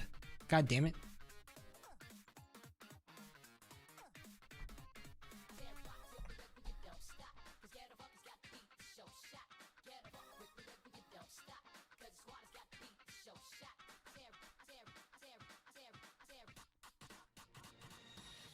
People are making reaction clips off of the Burnt Peanut. I want to kill myself. They're farming this guy for content. I apparently have to watch the XQC VODs version because that's the only fucking archive. Only XQC exists to archive this shit apparently. Hold on, let's see it. Fan base being nothing but disgusting. I have to look at towards Iron XQC Mouse for after this. She defended you publicly. No, good sir. No.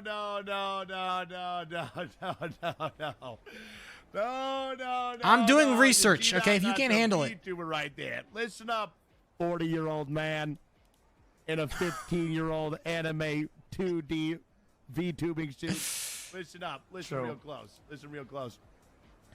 It is not my community. Let's be honest. Discriminating it. I don't want to hear it. And Iron Mouse. Maybe here, there, maybe some light comments. But I've heard she's been getting death threats. I've heard people have been saying disgusting things. And let me tell you who that is. That's not the fun-loving bungulator sitting back on his couch watching the stream for a couple hours of work. You know who that is? Yo, the bungulator is going. I don't want to hear his commentary, but I don't know. That seems like pretty light work. That seems like pretty light. I don't know, man. People be hating. Damn. I guess the VTuber audience is fucking psychos. I mean, how many VTubers do I see grifting on my fucking timeline every day? Like, there are a couple of like VTubers that are just insane grifters, like right-wing like grifters about whatever the fuck issue they have. Like what are we talking about? Like not even that one that we all see. Like there are so many VTubers that just say the most out-of-pocket shit. And I'm supposed to like fucking, you know, respect the entire community. Like I'm sure that there are some great fucking like VTubers out there that make great content, but like when your entire character model is based off like how fucking big your titties are, man, it's like I don't know, man. Like it's just like it sets off fucking I don't know, man. Maybe it's just for me, but it's like I don't hate it. It's just like is it not a little bit weird? Is it not a little bit weird that like your entire character is designed to be like super sexually appealing? Like not just a little bit sexually appealing, but like super. Like sexuality is a core part of the fucking character. The character design, I should say. A core part of the character design is being fucking hot. Is that not like even a little bit weird? Like I thought women streamers like because most VTubers are canonically women, all right? Like isn't it like that women are trying to get away from that shit? Like that was the whole thing for so long in streaming, that women are trying to separate themselves from like sexualization. Like this entire wave of female streamers that are now like popular and respected are trying to get away from just being like, I'm just hot, I'm just a fucking object for you to stare at, right? Are we trying to get away from that, and now we're gonna like go back into it? Now we're gonna suck back into it, and we're gonna act like that's not even a little bit weird, and we're not gonna act like the weird little fucking like the weird nods to pedophilia and young people. Like we're not gonna act like that is not weird at all in the slightest. It's not even a little bit. And we're gonna diss on this fucking guy who seems relatively harmless for the most part. Just stay away from the fucking like dude. Like I understand the dude bro community is not like the fucking greatest. I totally get that. All right. I think that, you know, this guy comes from a community that is not like the fucking most wholesome and upstanding, but like, come on, dude, really? Everybody's got their own shit. Why are we dissing, why are we calling him out for making, for his shit stinking when like VTubers have had stinking shit for a long time? It seems crazy to me. Trying to see some titties bounce. I don't care if titties, like, I'm not saying that I don't like when titties bounce. I think that a lot of this can get turned either way. I'm saying it's fine if you want your titties to bounce. I'm just saying, like, you have to, like, acknowledge that there is, like, some inherent, like, strangeness with that. And to insult some man in a fucking, whose VTuber model is essentially a fucking peanut with a face, how he is, like, he's the bad one here. He's the weird one. He's the one that we hate. He's the fake VTuber. He's the one. I don't know. That just seems crazy to me. So, look, ultimately, yeah, that's all I'm trying to say. Okay?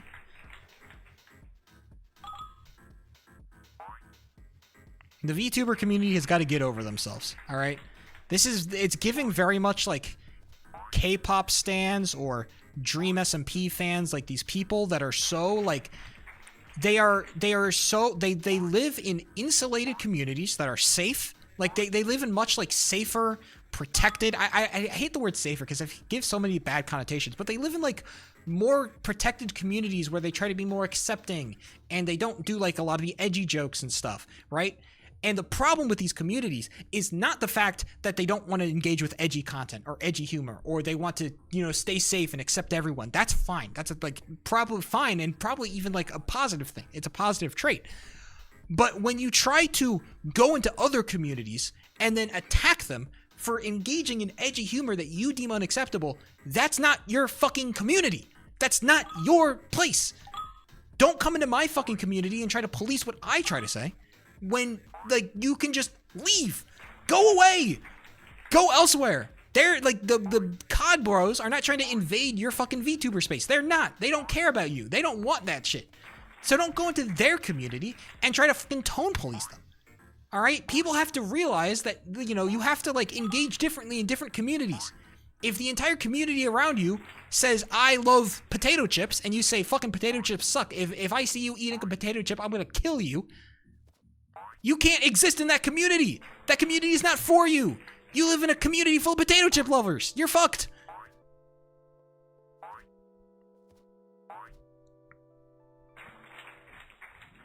Instead of doing my homework? Am I giving you at least some food for thought?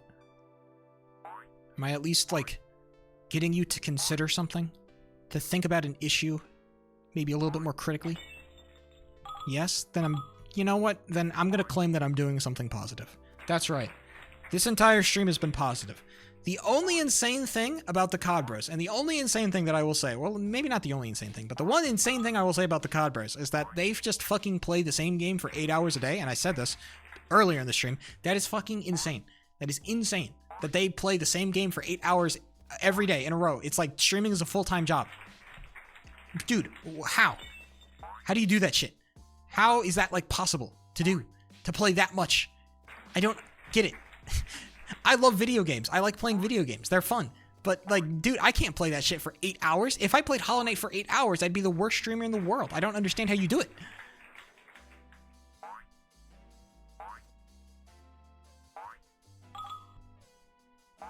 My only complaint for Red Ball, but I stopped at 4. Yeah, it's just so crazy to me. Like, when I get addicted to a game, I get addicted for like a month tops. Bro's been playing like this Arc Raiders game for like 3, 4, 6 months. And he's still playing, like, he's been playing Arc Raiders 8 hours a day for like 6 months. How? How do you do it? Don't you get bored? Don't you want to, like, do other shit? Isn't there something else you want to spend your time doing besides, like, playing fucking video games and yelling at your chat? Is there nothing else in your life that you want to do besides that? Is your life so simple that that is, like, fulfilling? Like, you just go home? You know what? I'm actually starting to fucking think. I'm having a thought right now. I'm having a thought. I think streamers are, like, the same people that I call boring at my 9 to 5. Oh my god. I think that people are just, are people just fucking boring inherently? Do I consider the average person to just be boring? Is the average person to be boring? Because, like, when I talk to some of my people at my work about, like, their lives, like, they got, like, fucking nothing. All they do is they have their work, and that's all they care about. They love work. Dude, we had a whole presentation today about how somebody was like, I'm creating an initiative about more work, and you can sign up to do more work. Do you want to do more work? Do you want to help us out? Like, they were talking about the benefits of joining this program, and their main benefit was not pay or money or anything. It was adherence to what's the word I'm looking for? It was adherence and support of the core tenets of the California state government. That was their main selling point for doing more work. I was going fucking crazy. What? More work? And this is your main selling point? You want me to do more? And this is how you fucking market it to me? But I'm having this realization that, like, I had this realization that people at work, this is what they do. This is what they live for. Work. It's work. They love work. They love going to work. They do work. That's what they do. And streamers, these fucking streamers that do it like 8 hours a day, they're the same thing. They are the same person, just morphed into the version of video games. And I think that's cooler because I like video games more than work. But they are inherently the same person. All they care about is, like, their one thing. And they do it, and they feel, like, totally happy. They go home, and they sit down at the couch, and they have nothing else. They have all this time to just do fucking nothing. Oh my god. Dude, they're all boring people. Everybody's boring. Oh my god, I'm having a fucking brain blast. Everybody's boring in this life. I need to hang out with more autistic people. I need to hang out with more neurodivergent people. That's the only fucking solution. I swear to god. Am I fucking neurodivergent? Am I the weird one? If everybody else alive is boring and I'm the only interesting person in a land of boring people, I'm the weird one. I can't believe this. I genuinely might be fucking autistic. I might be neurodivergent, but I don't understand it. I can't reconcile these thoughts in my mind. That I think people are boring, but then I'm realizing that all the people who I thought were interesting, like the people who get to, like, do streaming as a full-time job, that's so cool. That's so sick and interesting. They're boring. They're boring too. Oh my god, I don't know what I'm I don't know what to think right now. I know I'm overplaying it right now, but, like, this is so crazy to me.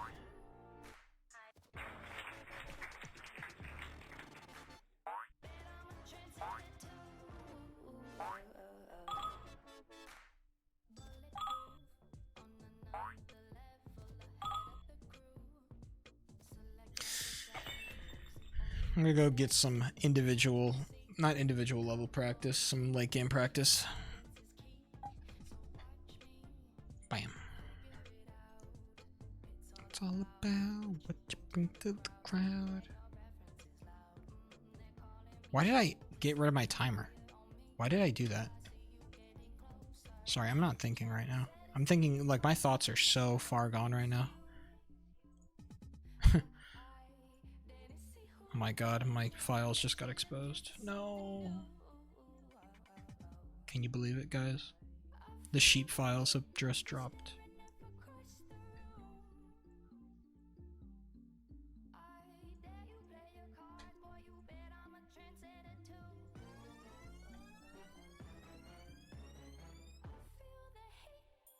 Fire when the strobe hits you.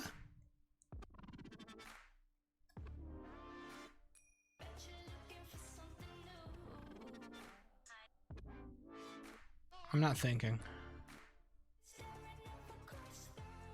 My thoughts are so scattered. People have DM'd me. Why are they DMing me? Potentially the worst ad I've ever seen. Oh my god. Yeah, okay. We're not looking at that.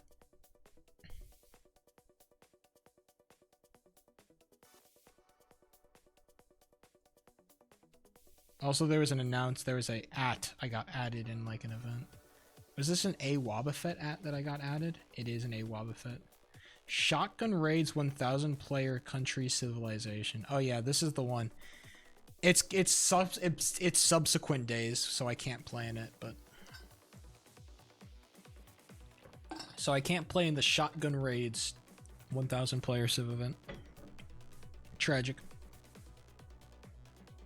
Yeah, it's Friday, Saturday, Sunday, so no dice, unfortunately. Why are we chilling this event so much? Crazy.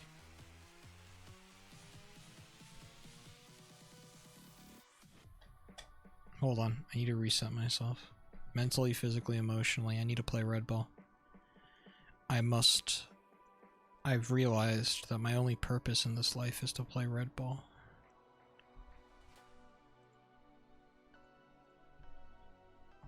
If I'm going to supplement my insane ramblings, I should at least supplement it with Red Ball. I can't escape. Is this hell? No. Hell would suck way more than Red Ball, I think. Hell would suck way more than Red Ball. I've decided.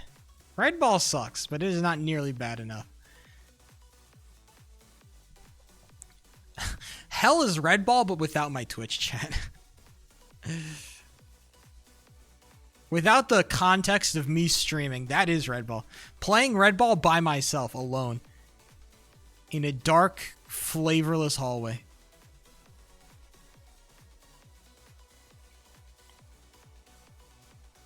Oh my... I just teleported. The ball decided not to stay in the car. It does that sometimes. Many such occurrences.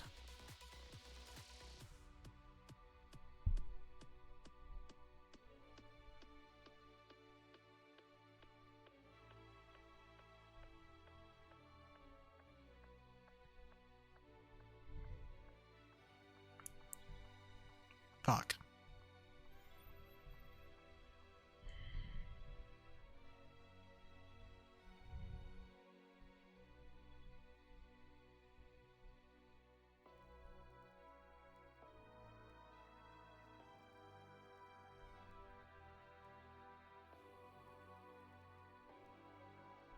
Liquo? Just dropped in my chat out of fucking nowhere? What a crazy throwback. My boy Liquo, what's happening? Something I'd play instead of doing my fractions worksheet in elementary school? Liquo, my man, what's happening, brother? I see you've been, I saw you go live a little bit. I didn't hit the button. I see you've been going live as of late. What's been, going on? Are you back to it, brother?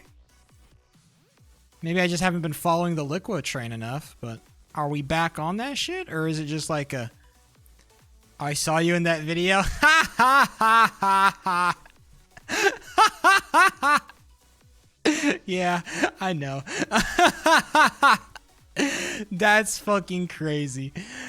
Of course it is. You know what? That video has brought back every single one of the people who I used to know. Back. They have come back. Every single one of them, bro. It has literally been like every single past life that I have lived has come back to me. And it's like, yo, Sheep, I saw you in that video. If I was you, I would have slimed out Spood and got infinite viewers. No. So, see, the problem is you don't know the actual story of that event, okay?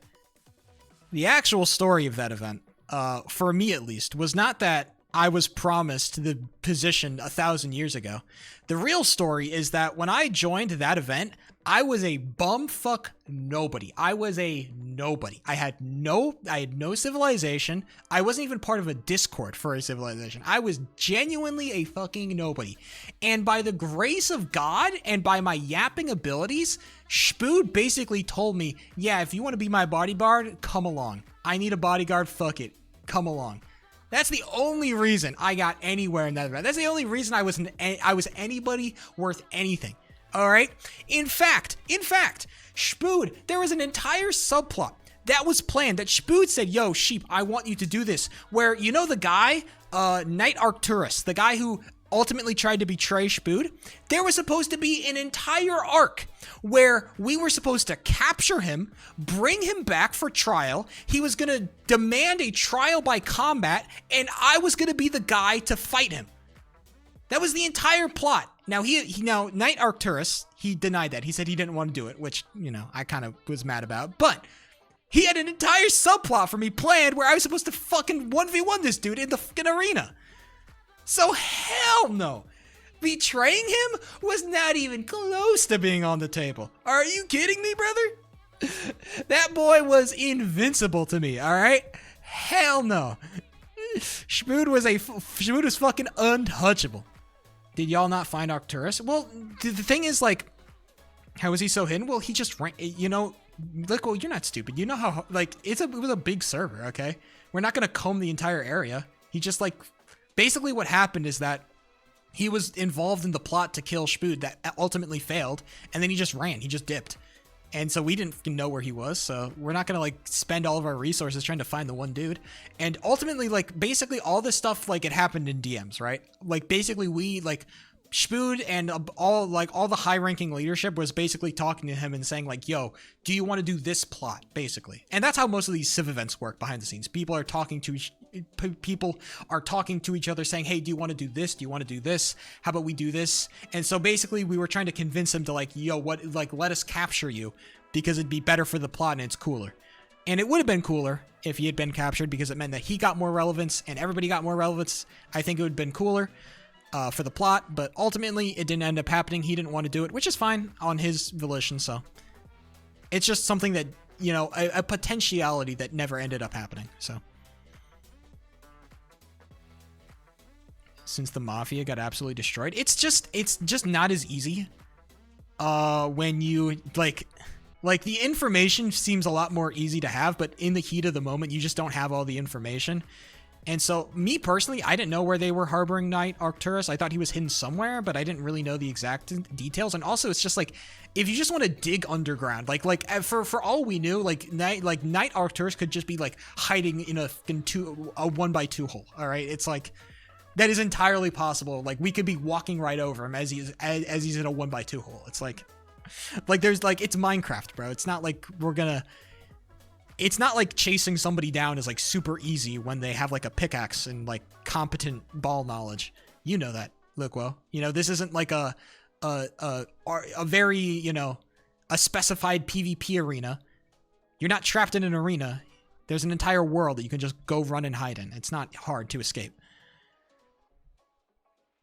They need me in there, brother. There are plenty of good PvPers. All right, don't worry. I hang out with a lot of them, okay?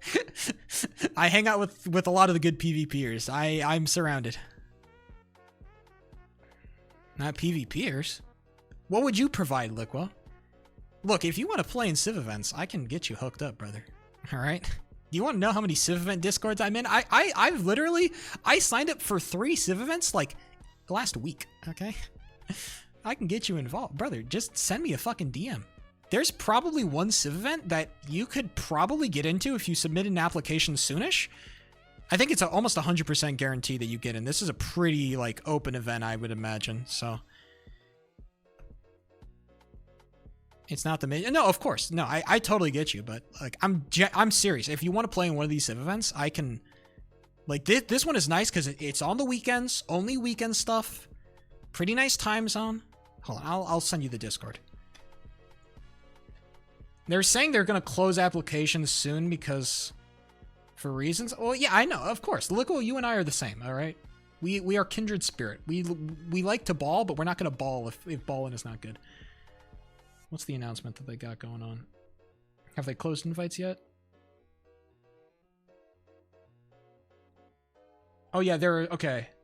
You need to, okay, so I'm going to send you this event. You need to apply like right fucking now because apparently they only have 40 remaining application slots.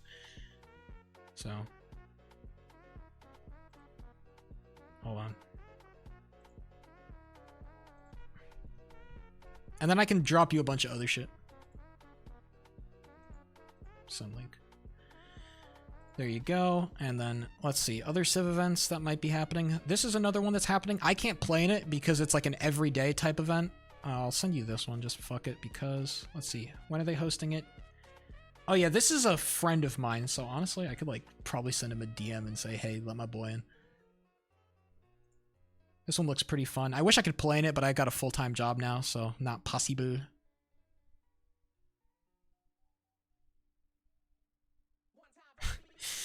You gotta understand, I got connections in this place, okay? Look, well, I've been playing in these Civ events for like a long time. That event happened like 2 years ago, and before that, I had been playing for 2 years previously in Civ events. So I've been fucking places.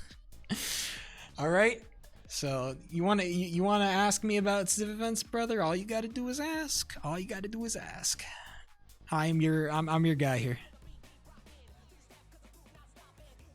And that's what's fun about Civ events is that when you like when you play in a lot of them like I have, you just get to know a lot of people and then you get like cooler opportunities. Like from that one appearance in the Ish video, like I argue that I've gotten some like opportunities to do some pretty cool stuff because of that, right? People, people care about me more, and so it means I get to talk to more people, and it means that people are more readily inviting me to like projects that they're working on. Like I'm part of like a couple of different projects right now that maybe I wouldn't have been a part of if, I hadn't played as much, or I hadn't been in that Ish video. Well, like whatever.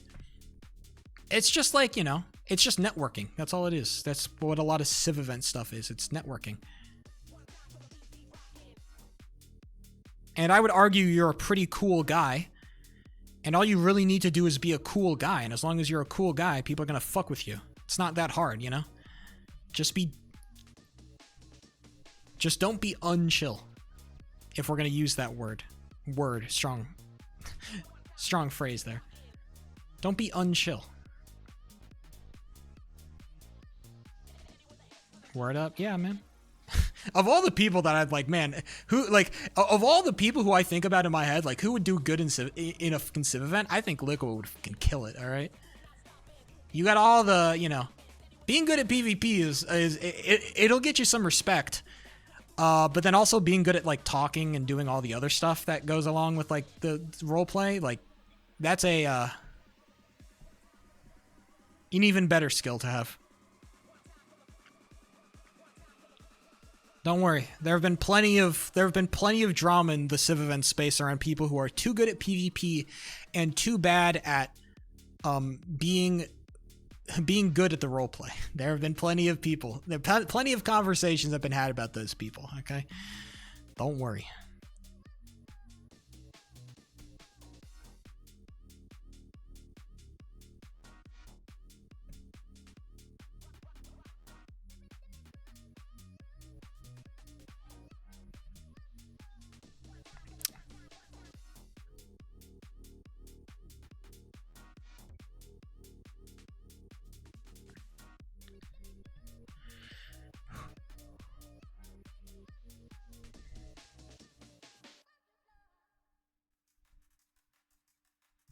If I can actually get past level 8, that would be nice, I think. I'm not saying I will, but... See, it just doesn't work.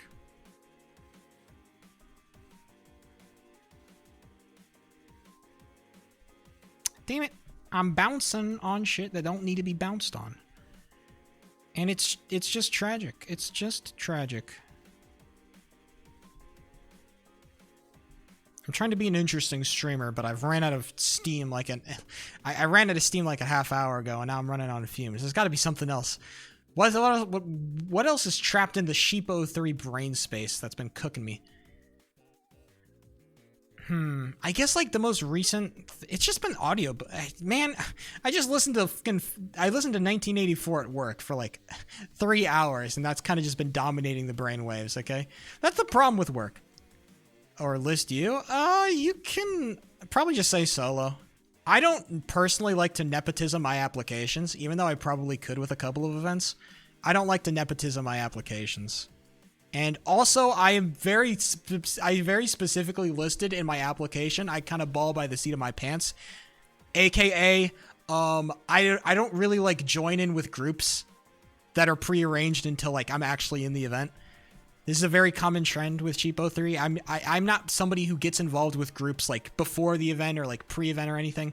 Usually what'll happen is that there will be a group that forms, and somebody who knows me will be like, Sheep, do you need a group? Basically, I'll just get a DM. Do you pick north or south? North. 100% north. Are you kidding me? South are a bunch of lily bedwetters, okay? Bunch of bums sitting there getting fat in the south, bro. We are in the north. All right. This is not easy. If there's some interesting group that I get, if you get accepted and I get invited to some interesting group, I will get you involved. My boy Liquo playing in a Civ event? Oh my god, I'm so excited. I'm actually so happy, bro. Don't worry, you're not the only person I've gotten involved. But like, man, this is sick. My boy from way back when, Liquo. Oh my god, what the fuck is happening? What the fuck? Why? What the hell? There was no reason for that. Oh man. The old Sheep03. I remember, oh man. How many small communities have I been a part of? I'm going to start to reminisce now on my past. I have just been so part of so many different random communities. And it's so crazy to think about.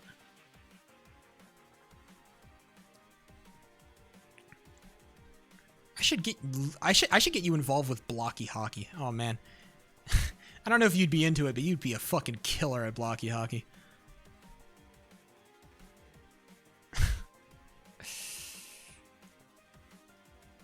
What on earth is that? Oh man, you don't know?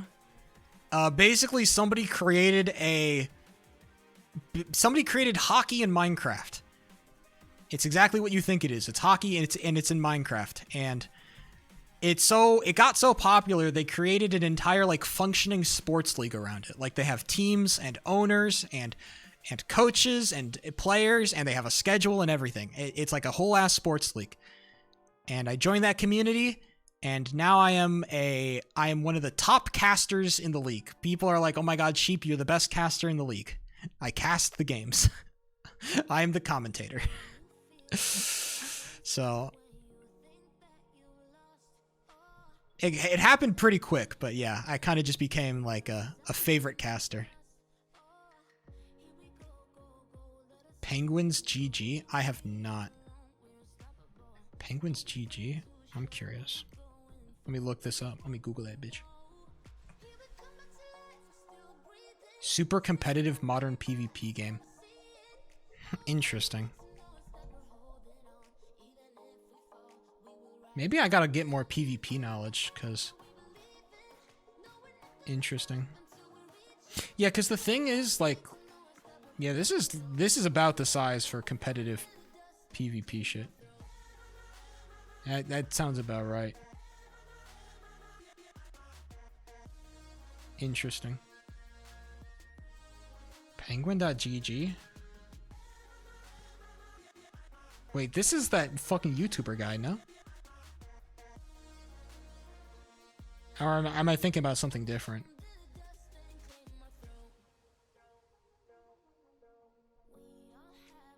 You should do it. Casting is fun.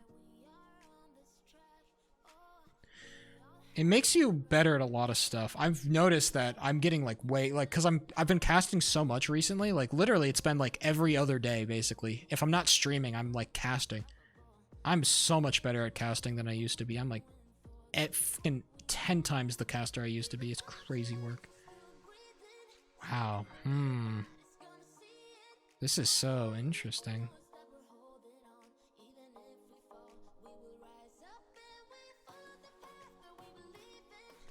This guy made a ultimate guide for Penguin. This is, oh no, this is not what I'm looking for. Damn, they got custom swords and shit though. That's pretty nice. It's like Skyblock though. I don't know about all that. Huh. Very interesting. Because if I look up BHL Minecraft, let's see, BHL Minecraft, it just pops up. Blocky Sports Network. Sure, like, I mean, I got in like in 5 hours, so I sped run that shit. Hold on, let's see. When's the? I want to listen to myself cast. Blocky Sports Network. Hold on, let's see the latest live that I know I casted on. Not the JBHL, because that one fucking sucked. The JBHL was miserable for a lot of reasons, but let's see. It might be this one. Poor guy is being sold left, right, and center by his team.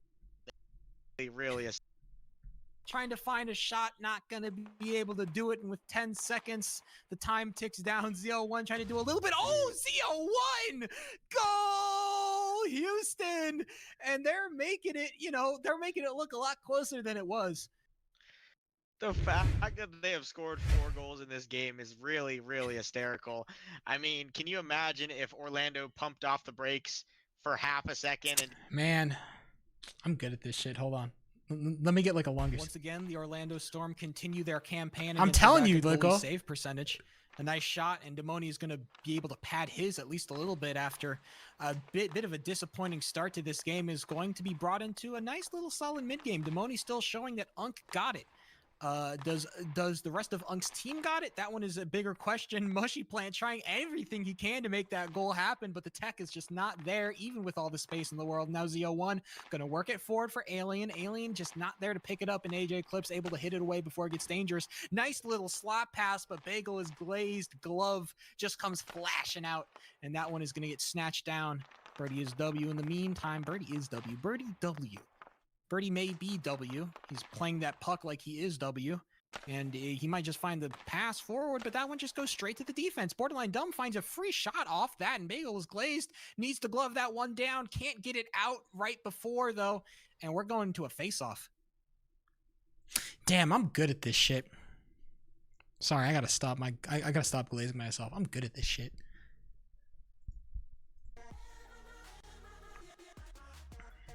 That isn't even me at like peak. That's me casting a fucking bum game that everybody knew was over before like the third, alright? That shit was like third period, one team was getting destroyed. I had nothing to say, alright? I had nothing to talk about. Some nobody game, bro. What was the last really exciting game that I cast? I gotta find that one.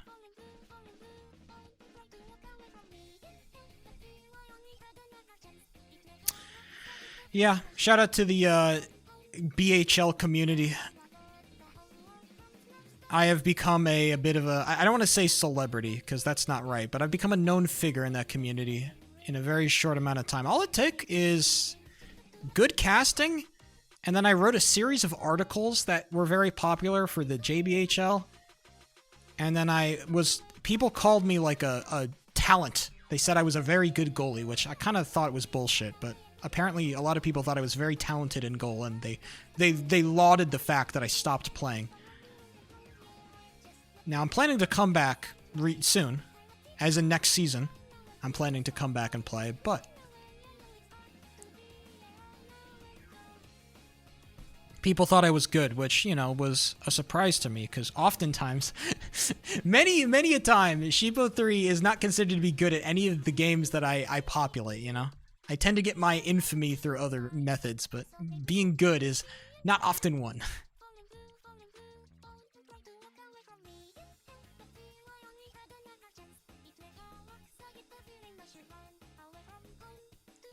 That one damn .io game. Unfortunately, that was the only time I was ever good at anything, Liqua. You have to understand, okay? I hold that .io game in such regard. Voxium.io, oh my beloved. There was also another .io game that I got really good at, but then I got showed up by one guy who was just like 10x better than me. So, he was so good I thought he was fucking cheating, okay? I still don't know if he was cheating or not, bro. He was so fucking good, bro. He was... Either I had shitty ping or shitty internet connection, or he had just insane, but bro, man, that guy, every time I 1v1'd him, I would get fucking, he snapped on my head so fast. I remember playing in a tournament, and it was like finals, and it was me versus him in the finals, because it was like, I was like pretty good. And so I was playing in this tournament, and I remember it's the 1v1 versus this one guy, and I chose my best map. I'm like, all right. And he fucking proceeds to absolutely demolish me, like not even close. Dude, I was like, oh my God, I can't. It was... He just picked the fucking sniper and just took my head off every single time. I couldn't fathom it. I'm like, I'm a good sniper. I could not beat him. He was untouchable, dude.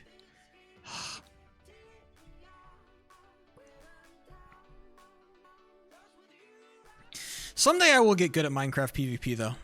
Someday it'll happen. I've been saying that for the last 2 years, but it will happen. Sheepo 3, because it was so crazy. I remember like people were making jokes about how bad I was at PvP. I never thought about that. Like the people who I play Civ events with were making jokes about yeah, Sheep kind of sucks. And I'm like, I don't suck at PvP. You guys are just like fucking amazing. It's not that I'm bad at PvP, it's that you guys are fucking incredible at PvP. It's not my fault. You guys try too hard. I'm an average man surrounded by superhumans. And I just go to the gym a lot, okay? And it's like, I'm a strong guy compared to the average human, except I'm surrounded by superheroes who have super strength. It's fucked up. Of course I'm gonna lose to them.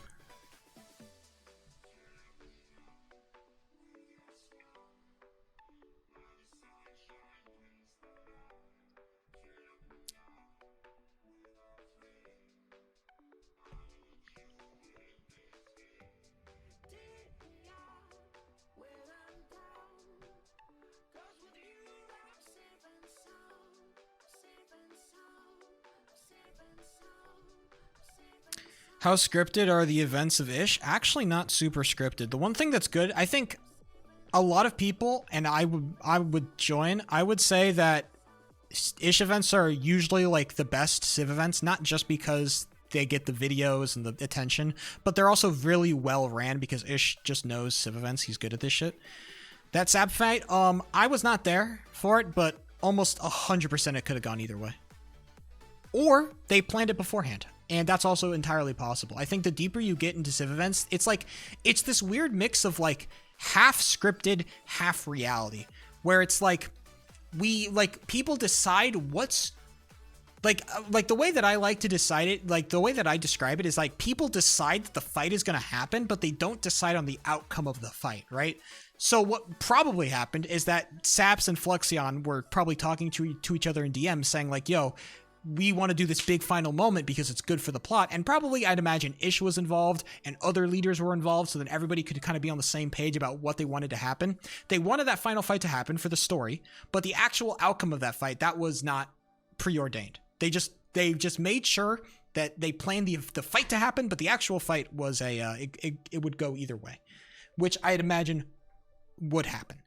Or maybe Fluxion, in his wisdom, because Fluxion has been playing in these Civ events for a very long time, maybe Fluxion decided to lose that fight intentionally because he knew it would be better for the story. That is also entirely possible. Look, like, the thing with these Civ events is that the more you play in them, the more you realize that scripting is usually a pretty good thing. If events are scripted, it's usually a good thing for the average player because it means they actually get involved, okay? The problem when you don't, like, try to talk to other people and you try to go unscripted is that things become very awkward because you don't know what lines you're allowed to push in terms of role play, right? Like, I want to go to war with a nation. Well, how do I tell them? Like, I want to go to war with the nation, but I don't want to go do a sneak attack because a sneak attack is lame and because I'll just destroy you with a sneak attack. Exactly. Look, you may give belt to ass, that's fine, but again, it's like, it's about knowing like what to script and what to not script and how to metagame properly. Metagaming is a good thing and scripting is a good thing. It's just about how you go about it that makes it good. All right? Not everything needs to be scripted. Not everything is scripted, but a lot of things, once the building blocks are set in place, creating interactions between people. Like, by the way, that entire final fight, that was not like a natural creation. Okay, that entire final fight was basically Ish saying, hey guys, we're gonna have a final fight. There will be a final fight. It will be at this place. You can show up or you cannot. All other conflicts are off limits. Everybody has to go to the final fight. That happened, and that's a good thing because it was funner because we had fucking 700 players running at each other. I remember in that final fight sitting at the front of a bridge with my shield as people are bridging towards this castle and I'm holding out my shield and there are like 15 people shooting arrows at me. One guy with my shield out, and I remember my shield took so much durability damage. It was crazy. That's cool. That's fun. That's cool. And that's good, and it's fun because of the script. Fun is created because people are willing to script events. And that's okay.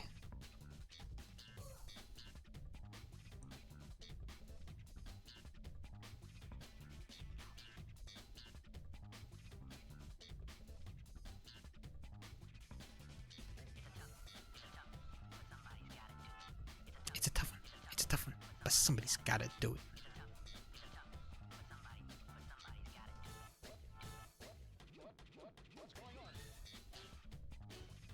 Alright, I have to end stream at some point because I have to finish my application. My Civ event application for another Civ event entirely. But this one is way more in depth because it's like super hard roleplay Civ event, which is gonna take a little bit more time. This one is super hardcore, okay? The other ones are kind of like soft on the roleplay stuff, but this one is like you have to make your own character, your own backstory. And normally I wouldn't play in those events, but I played in like the first 3 seasons of the thing, and I was gonna not play in this one, but then a bunch of people said, Sheep, can you please come back and play in it? You were really fun to play with. And I'm like, damn it. Fine. So now I'm gonna have to go and play, and I'm probably gonna have to take time off of work so I can play in the Friday sessions because... But either way, that will happen. I have to finish that application, and maybe maybe I won't get accepted. My lap. Look, bro. Look. You have to understand, Loco. Okay, I was lucky. I decided, I got lucky in playing a character that I could just not talk a lot of the time. Okay, the roleplay. Look, I had to be the fucking Joker for like a hot minute. All right. When I got captured after my assassination attempt, bro, I had to act, brother, I had to go full lock-in mode. Don't worry, the absurdity of the thing that I am doing does not escape me when I'm doing it, okay? Like I said, I'm a self-hating theater kid, okay? I live that life as a self-hating theater kid. I love doing theater shit, but I hate doing it, okay? It is a curse that I bear upon myself. I can't even hit my fucking frame perfect. It is I, John Pearl, right? I don't know if they would accept that name. Hey, man. Also, the problem is that this kind of event has like really good lore because they have they have a bunch of good players who are good at playing in Civ events. So it's like, man, kind of have to play because the lore is fire. It does generate good content from time to time. Okay. The problem is that when it sucks, it's super cringe, but when it's peak, it's super peak. And that is, that's why, that's how they bring me back, okay? It's like cocaine, bro. Can't stop. Restart.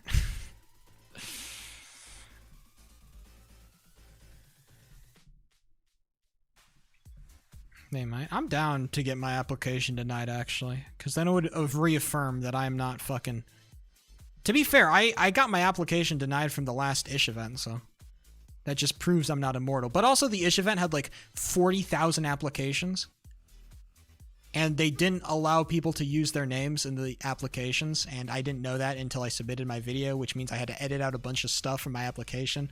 Like every time I said my name in my application video, which kind of brought down the quality of that one a little bit. So look, there were a bunch of factors in that one. But don't worry.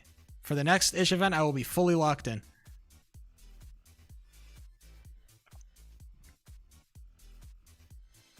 I was even thinking about creating my own nation to run, even though I'm part of a pre-planning group for a nation that they want to run, and I might join that. But I was thinking about doing something else, or like running a separate thing, if I end up having the time to create it and make it.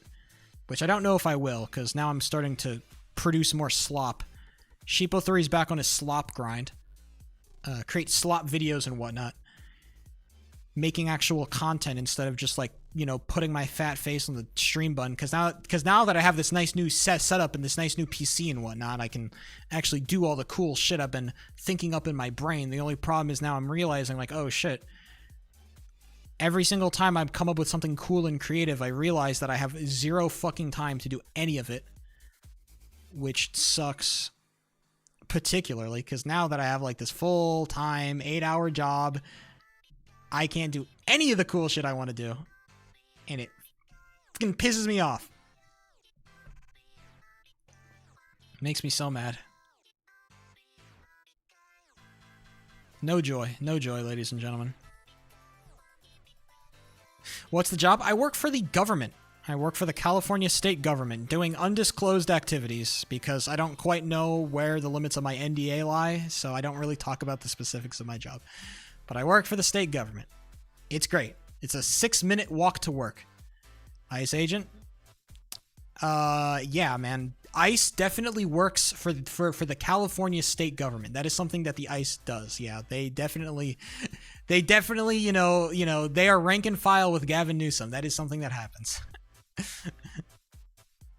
Yes, Gavin Newsom. Which homeless immigrant should we deport today? Only the homeless ones. Are you Gavin Newsom's bodyguard? I imagine that I would have to be a lot more like good looking. You killing that application? I would not. I'm not a chattily strong muscular man, okay? I work out, but you know, as a bodyguard, brother, I don't know about that. Believe it or not, being a bodyguard in real life is a lot less interesting than being a bodyguard in this Civ event. Because what was fun about being a bodyguard for Spood is that he was like, I don't want to say autistic, but he was definitely a little bit, Boy's definitely a little bit neurodivergent because we were in a separate voice chat the entire time. And every single time we were in a leader meeting, he would mute and then proceed to talk shit to me and the other bodyguard in the VC. And that happened like constantly throughout the entire event.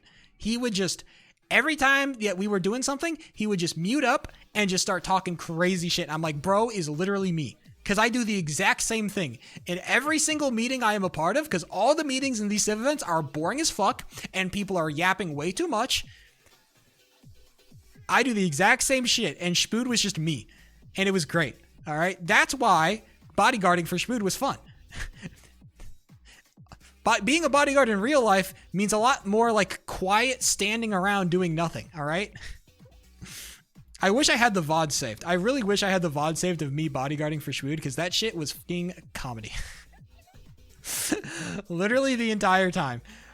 I would have to mute in-game, and then I would have to unmute in Discord, unmute in-game. Fuck, you streamed it? Oh yeah, I streamed all my shit. I have a VOD channel now, thankfully. I have a VOD channel that has saved all my VODs up to, I believe, last year. Or actually, it's been like almost like last year in like not even last year. I've saved all my VODs up to 2024. November of 2024. I have all my VODs saved, but that event happened unfortunately before that. So all those I have a couple clips of the event, but nothing, no full streams. But don't worry, I stream all of my Civ events, and if you want to watch the Sheep03 VOD channel, there are plenty of Civ events on the Sheep03 VOD channel you can scroll through. All right, either way, I got to get out of here because I got to do my shit, and I got to eat dinner because I'm hungry. All right, gamers. I will be back on Saturday. What am I doing on Saturday? More Hollow Knight. Hollow Knight's a good game, and I'm going to have a full 2 days to play Hollow Knight before the Civ event fever takes me once more. Or maybe I'll have 2 weekends. I'm not really sure. Either way, one more weekend of full Hollow Knight before the Civ event fever takes me fully. Either way, it's been real. It's been fun. It's been real fun. I've got to get out of here. I will talk to you gamers on Saturday. Peace. Bye.